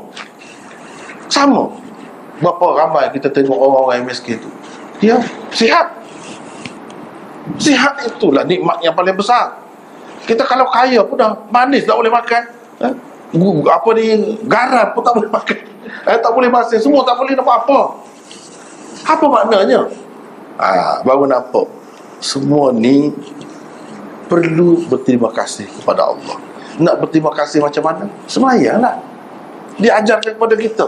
Benda ni bukan boleh kita dapat dengan sendiri, dengan kajian ke, penemuan ke apa, tak dapat. Itulah rukun Islam, benda yang paling besar sekali, sembahyang. Kemudian kalau kita tengok sembahyang ni, nampak rekas ya.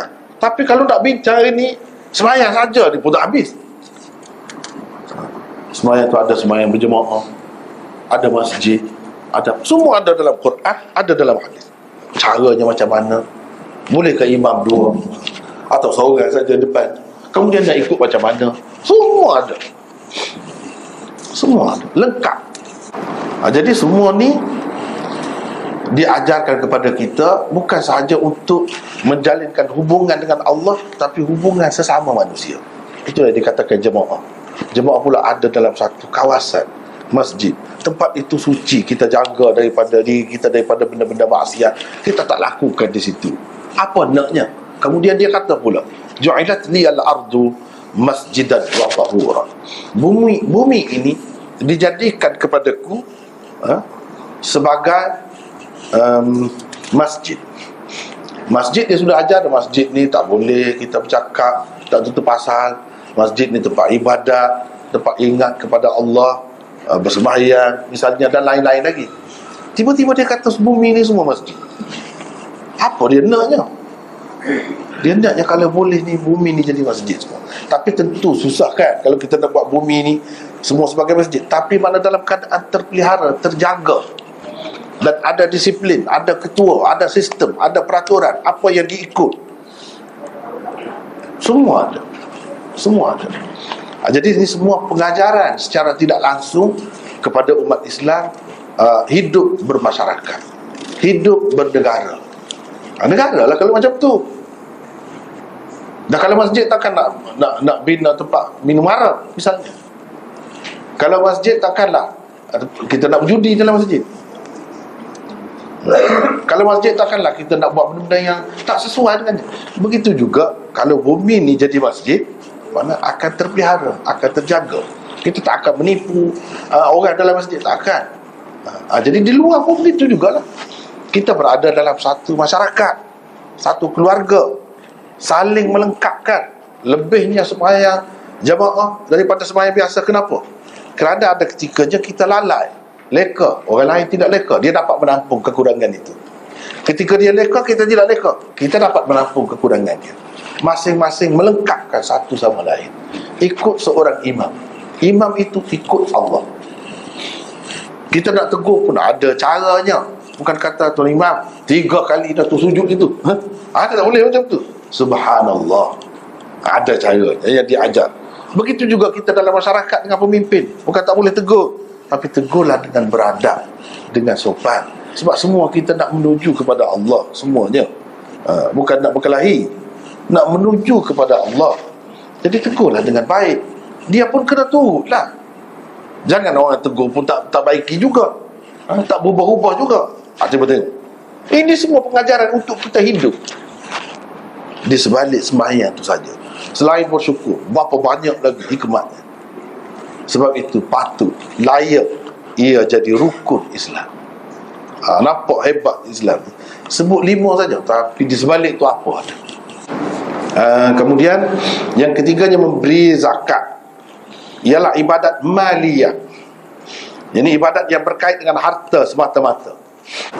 Ia langsung tidak berkait dengan tubuh badan. Itulah alasan mazhab Syafi'i yang mewajibkan zakat ke atas kanak-kanak yang belum baligh. Alasannya ialah ia merupakan hak golongan tertentu dalam harta orang-orang kaya. Tidak kira sama ada ia seorang yang sudah baligh atau belum. Walaupun ada lagi khilaf di situ, tapi mengikut Syafi'inya begitulah. Ini hak harta. Kalau kanak-kanak tu dia kaya, dia kena bayar zakat juga. Jadi ini tidak berkait dengan baligh macam sembahyang apa semua tu. Tidak begitu. Ini berkait dengan harta. Bila dia kaya, dia ada hak orang lain pada hartanya itu. Dalam hadis akan datang kita akan bertemu di mana Nabi SAW sebut, tu'khadhu min aghniyaihim wa turaddu ala fuqaraihim.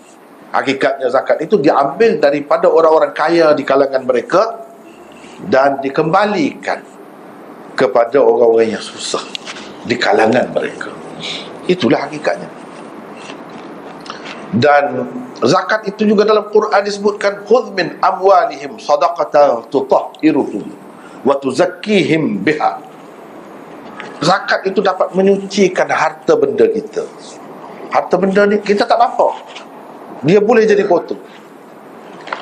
Dia boleh jadi kotor sampai satu peringkat. Kalau kita tak bersihkan, dia jadi kotor. Kita makan yang kotor lah.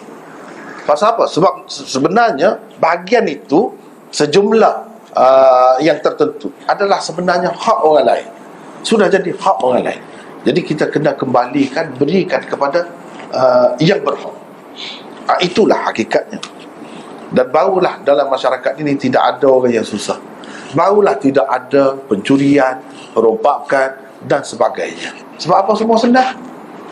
Barulah orang-orang yang jahat-jahat tu dia terfikir, aku ni susah, tengok orang kaya. Dia tak ada dendam, tidak ada dengki nak berkhianat terhadap orang kaya. Sebab apa? Dia tahu orang kaya dia tengok, aku ketika susah, kalau nak kira lapar kebuluran, aku dapat makan kerana zakat. Zakat itu simpati orang kaya, dia ingat kepada kita. Ini semua nak tanda benda ni lah. Tapi kadang-kadang orang tak terasa kan? Tak terasa. Sebab apa? Sebab sistem ini mungkin tidak dijalankan dengan sebaik-baiknya.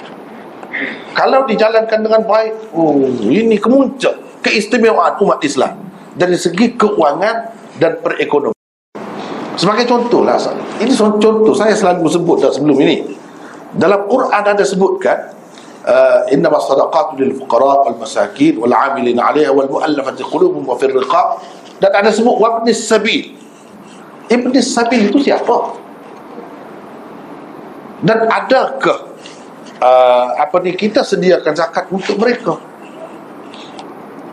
Saya rasa kurang diberikan perhatian sedikit. Sebab dikira Ibn Sabil ini musafir, orang yang berjalan, pergi sana kemari, dia tentu dia ada duit. Kalau tidak, dia nak beli tiket macam mana? Kita fikir begitu saja. Padahalnya maksudnya lebih daripada itu.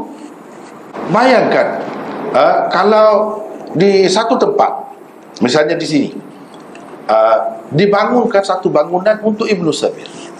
Orang Islam tidak perlu dah menumpang yang susah-susah lah, yang susah-susah. Ataupun kalau dia kaya pun dia berhak sebenarnya, sebab dia Ibn Sabil. Dia boleh menumpang di situ, tak payah sewa, tak payah habis duit. Betul? Betapa untung. Tapi benda tu belum lagi terlaksana. Jadi kita harap pihak yang berwajib, yang memang memikirkan benda ni, dia kena ambil kira asnaf yang disebut di dalam Al-Quran itu, termasuk salah satunya Ibn Sabil. Sebab benda ni saya sendiri ada mengalami. Saya tengok di India penyusunan dia umat Islam sangat bagus, walaupun dia bukan negara Islam. Tapi orang Islam dia fikir kepentingan mereka. Duit zakat dia buat satu bangunan di New Delhi, ibu negara dia tu. Mana-mana orang Islam, mana-mana boleh tumpang di tempat tu selama 3 hari percuma saja. Tak perlu duduk di hotel bayar 2-3 ratus satu malam. Tak perlu.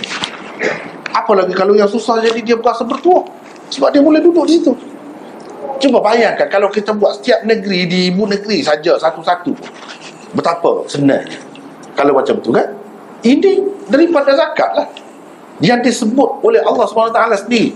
Tapi kalau kita tidak cuba melaksanakan dengan baik, cuba menghayati apa maksud dia, mungkin akan terlepas lah, tak nampak lah kelebihan itu.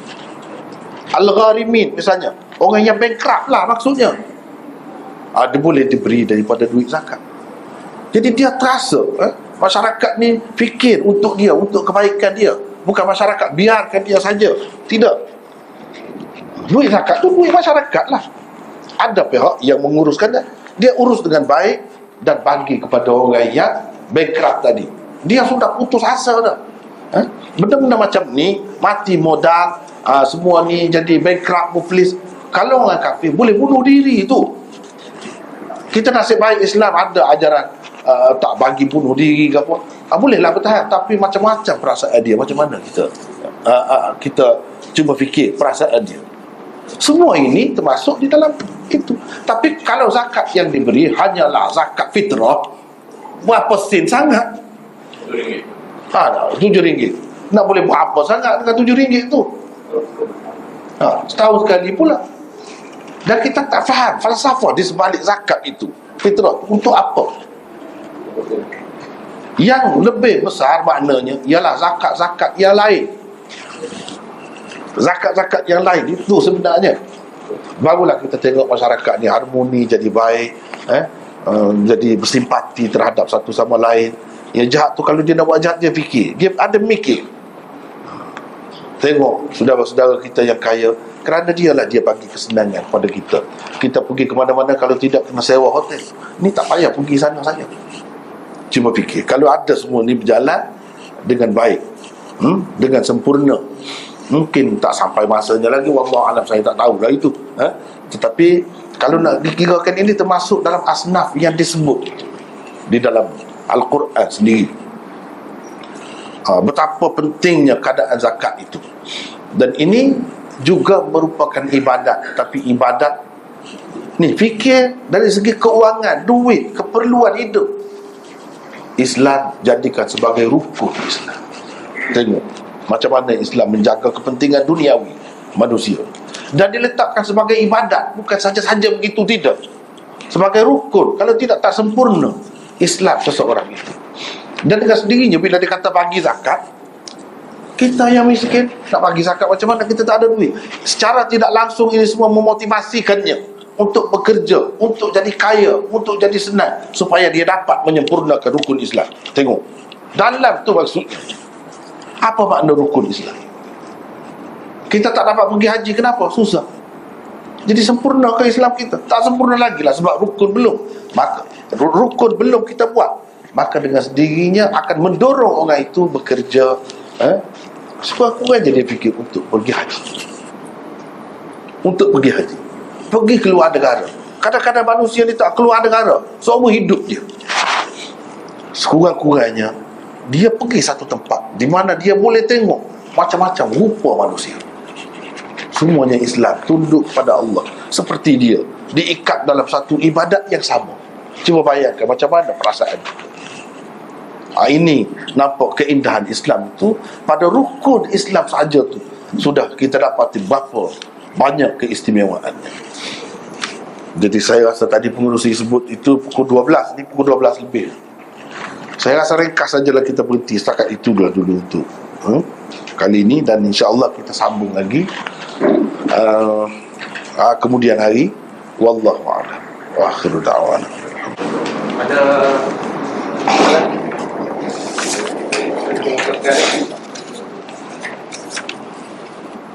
betul ni tak? So, kita nak buat tanya lah. Ini besok ada minta saya sampaikan. Dia kata ada hadis berkenaan sahabat yang orang Badui yang kencing di dalam masjid.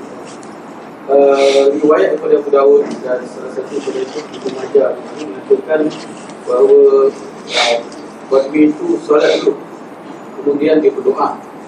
Lepas tu doanya tu Rasulullah tegur cara doa itu, mengatakan kenapa disempitkan doa itu.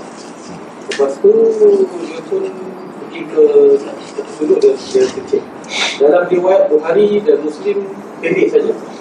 Jadi ada satu lagi riwayat dia pun tak pasti daripada mana. Yang mana ada orang alim juga yang mengarahkan mengatakan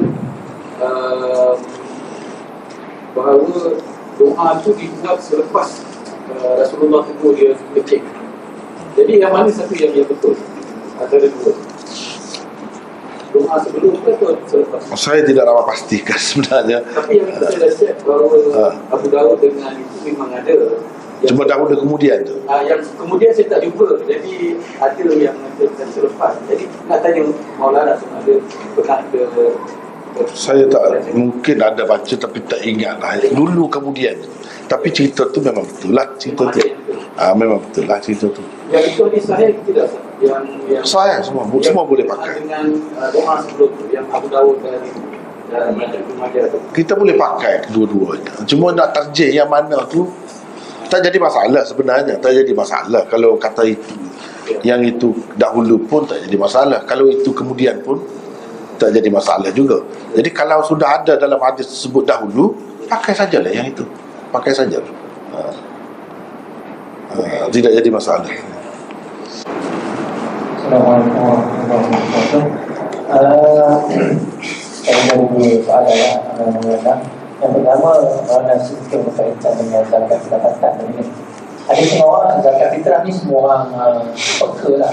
Dia akan, cuma dalam zakat pendapatan ni ada orang dia tak tahu, dia rupanya dah sampai ketetapan untuk dia mengeluarkan.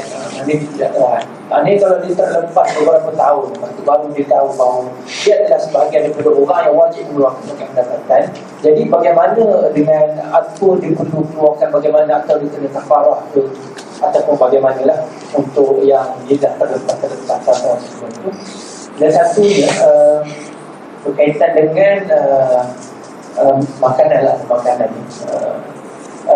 Cuma saya sebab saya terlibat dalam industri F&B, makanan dan juga minuman,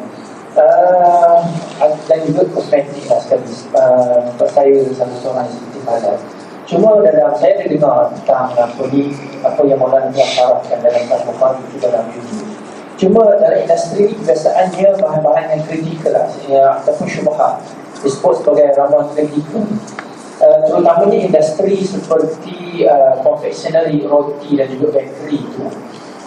Sebagai contoh lah, banyak untuk industri confectionery, dia ramuan-ramuan utama ni kebanyakan adalah daripada ramuan-ramuan kritikal dan yang kita import dari luar negara kebiasaannya lah. Dan kebiasaannya memang memang kebiasaannya dia akan melibatkan bahan-bahan daripada sama ada daripada babi, kerana pertama mudah untuk didapati, yang kedua ekonomi. Jadi kebanyakan industri menggunakan bahan-bahan yang diekstrak ataupun didapatkan bersumberkan daripada babi ataupun lembu yang banyak, cuma dari sudutnya menepati syarat atau tidak. Cuma banyak bahan seperti roti, coklat, keju dan sebagainya, enzim yang diambil itu, secara umumnya kalau kita tanya mana-mana industri besar, dia akan menggunakan itulah keadaan. Jadi untuk selamat, contohnya kita menggunakan kepada persediaan halal sebagai contoh. Bagaimana keadaan kalau kita di luar negara, ataupun adakah terpakai dengan pendapat yang ditulis Bukhari, kata syak-syak saja tak jadi, mesti clear lah macam. yang Maulana sebut. Cuma dalam industri memang kebiasaannya apabila sumber itu memang dia akan datang daripada sumber-sumber yang paling ekonomi. Sebab kapitalis dia meminimumkan modal dan untuk menaikkan keuntungan. Jadi pandangan Maulana itulah biasa. Ya. Yang pertama tadi berkenaan dengan zakat fitrah, ya. Zakat pendapatan. Jadi maksudnya biasanya zakat fitrah orang akan beri ke seorang keluar. Cuma pendapatan ni biasanya orang tak ada kan. Rupanya dia perlu keluarkan. Dia tak tahu. ya. Dia sebenarnya kalau yang dimaksudkan dengan pendapatan itu gaji ataupun macam mana? Pendapatan bisnes ataupun bisnes. Kalau bisnes tu berniaga ataupun dia sudah ada dah kan, dia sudah ada dah zakat ternakan misalnya, itu sudah ada dah. Itu kita ikut cara yang sedia ada lah, yang ditentukan oleh Rasulullah sallallahu alaihi wasallam. Kalau umum macam gaji dan sebagainya, sebenarnya ini masih termasuk dalam perkara khilaf. Tapi adalah lebih baik berdasarkan berapa banyak ijtihad ulama-ulama yang kemudian ini dari segi hakikatnya pendapatan mereka ni lebih lagi daripada petani, daripada penternak itu. Maka mereka gunakan kias. Jadi dia kata kena jugalah zakat itu. Jadi sepatutnya dari segi manfaat umum, elok juga kita ikut yang itu. Walaupun benda tu masih khilaf, ada yang tak mau, tak kisahlah. Tapi kalau kita buat atas nama ini lebih baik lagi daripada kita kata kita bersedekah secara umum. Kalau betul yang itu, sebab benda ni dia berkembang kan, dia berubah.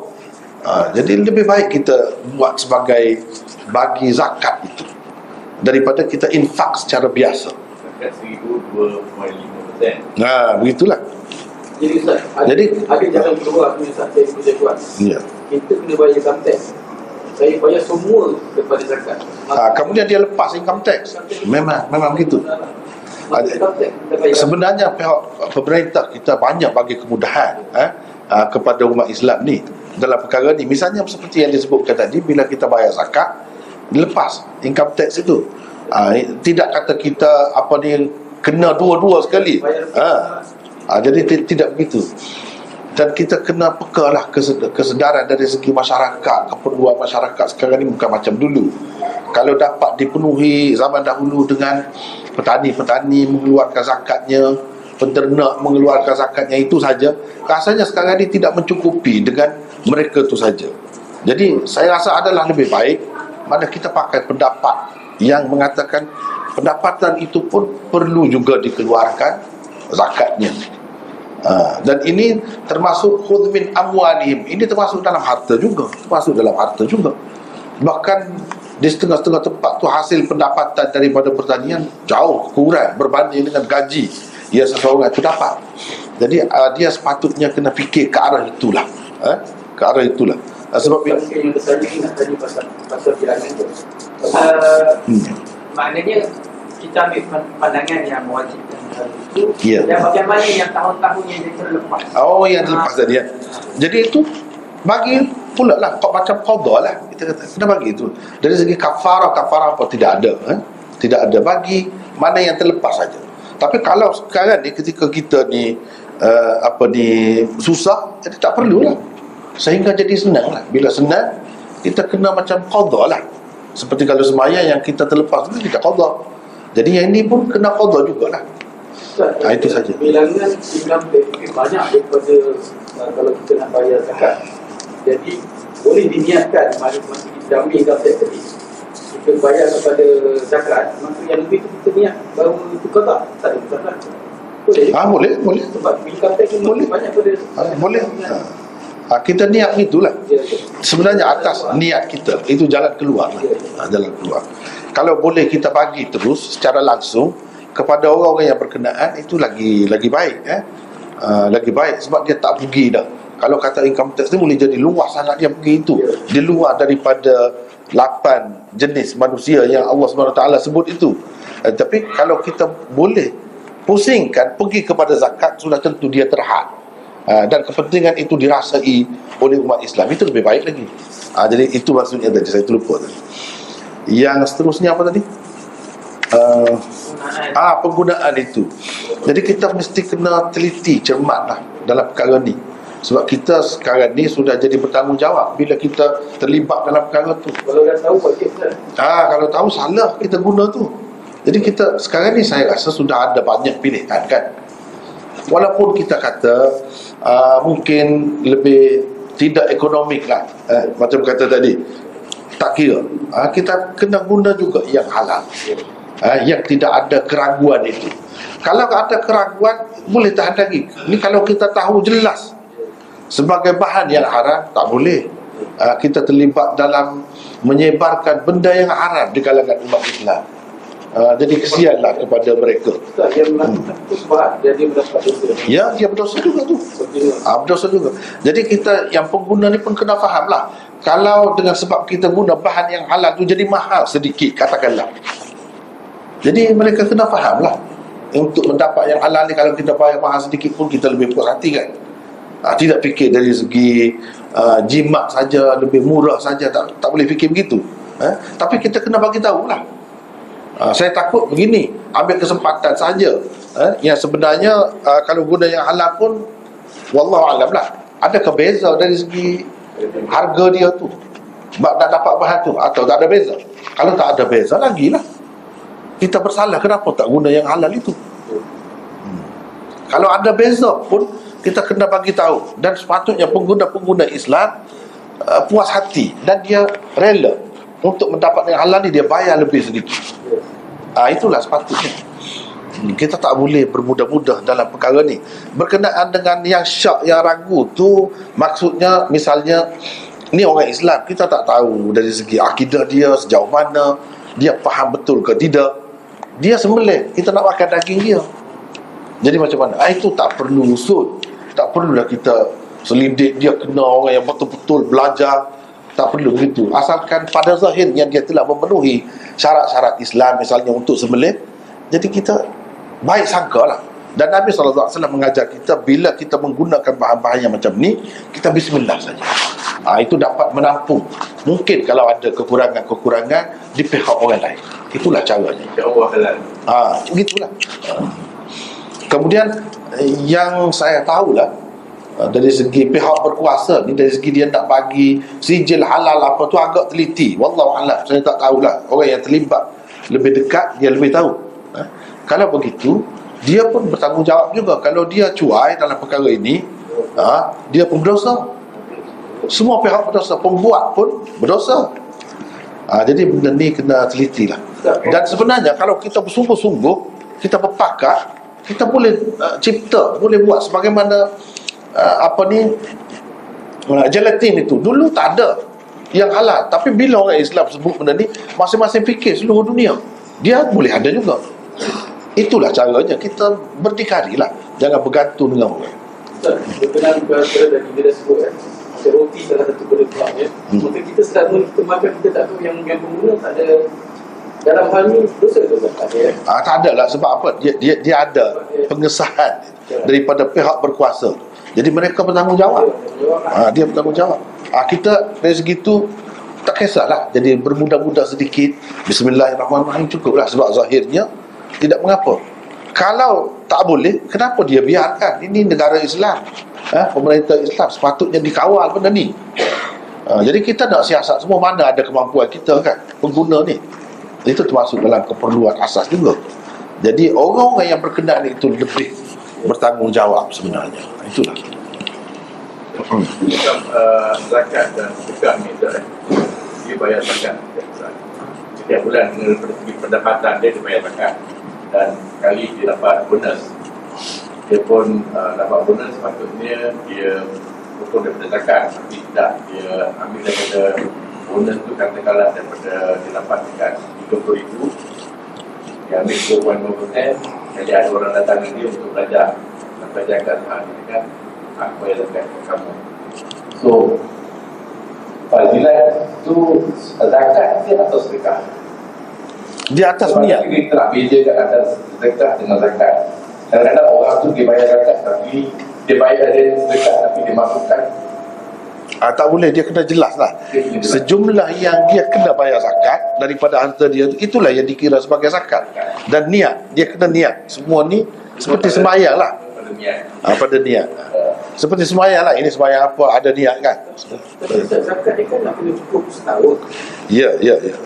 Bonus cukup setahun. Tak, bonus dia dapat daripada pekerjaan dia 1 tahun baru dia dapat bonus. Ya. Tak, kalau dia maksud tadi nak bagi kepada pelajar ke? Pelajar, katakanlah pelajar orang dia mesti datang untuk bantuan. Datang kat dia pun dia cakap, okey, jadi saya nak bayar zakat ni kepada kerajaan, untuk agama Islam, saya bayar zakat ni kepada kamu. Boleh.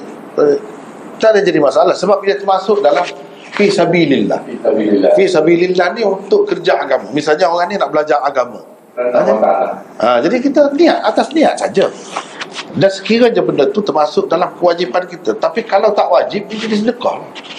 Dia jadi sedekah. Walaupun kita niat zakat, tapi tak masuk Tak termasuk dalam yang wajib kita, bermakna kita jadi sedekah. Begitu. Yes.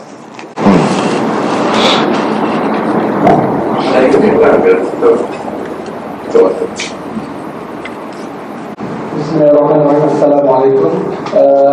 Saya pernah dengar ada orang kata kalau kita nak bayar zakat secara personal, kita kena bayar sekurang-kurangnya kepada 3 asnaf. Sekurang-kurangnya kepada 3 asnaf. Kalau contoh di satu bilang ada seorang lagi asnaf yang lainnya. Soalan pertama. Lepas tu soalan yang kedua berkaitan dengan yang bertanya pasal penggunaan babi dalam makanan-makanan ni. Ada tak pendapat-pendapat yang menghalalkan ataupun ini ada hadis-hadis yang menghalalkan yang kita ekstrak benda-benda daripada babi ni yang boleh kita guna dalam makanan-makanan kita? Itu yang pertamanya tadi apa? Zakat kena bayar Kepada 3 asnaf. Itu tidak syarat. Tak ada macam tu. Tak ada ketetapan macam tu. Satu pun boleh. Kalau banyak yang mungkin boleh kita bagi-bagikan. Tapi kalau kita biasanya bagi kepada pihak yang berkuasa, dia yang mengatur semua tu nak letak ke mana tu. Letak ke mana. Kalau kita bagi sendiri, sebenarnya dalam sistem zakat yang sebenarnya kalau dia berjalan dengan betul, mungkin pihak berkuasa kalau dia kata kita tak bayar lagi, kita yang salah sebenarnya. Sebab kita kena bagi pada pihak pemerintah sebenarnya zakat-zakat ini. Kita bagi sendiri, kalau dia kata kamu belum bayar, tak ada pun nama kamu di sini, misal, jadi kita tak lepas juga kena bayar 2 kali. Atas dasar dia tidak tahu. Kecuali kalau dia percaya dia bermuda-muda, ini orang beragama, takkanlah dia nak menipu. Sebenarnya kemudahan banyak diberikan kepada orang yang bagi zakat ini. Satu yang dikecualikan tadi. Yang keduanya, dia pun tak kisah kalau kita bagi itu betul, dah sampai terus kepada orang yang berkenaan itu. Tetapi lebih baik mengikut setengah-setengah lah kalau kita bagi kepada orang yang berkenaan. Sebab dia mungkin lebih tahu siapa yang lebih memerlukan, pihak mana yang lebih memerlukan. Jadi nak kata 3 atau 4 mesti, itu tak ada ketetapan sebenarnya. Satu saja pun boleh. Banyak tapi nak bagi satu saja boleh. Sah, mana sah. Allah SWT terima juga zakat kita itu. Itu yang pertama. Yang keduanya dari segi makanan, tadi saya rasa tak boleh macam tu. Sebab ekstrak tu dia lain, adapun istihalat lain, hukumnya berbeza. Ini tidak termasuk dalam istihalah yang betul-betul telah bertukar rupa dia dan tak boleh dikesan lagi. Bukan sampai ke peringkat tu. Jadi orang boleh tahu, kalau ahli kimia tu dia cek, dia boleh tahu lagi ni ada. Jadi yang seeloknya tak boleh lah pendapat itulah. Mesti kita kena cari jalan lain. Ini menjadi tanggungjawab kita umat Islam, cari jalan lain. Kita boleh makan yang lain kan? Iyalah, itu bukan. Ya. Ya.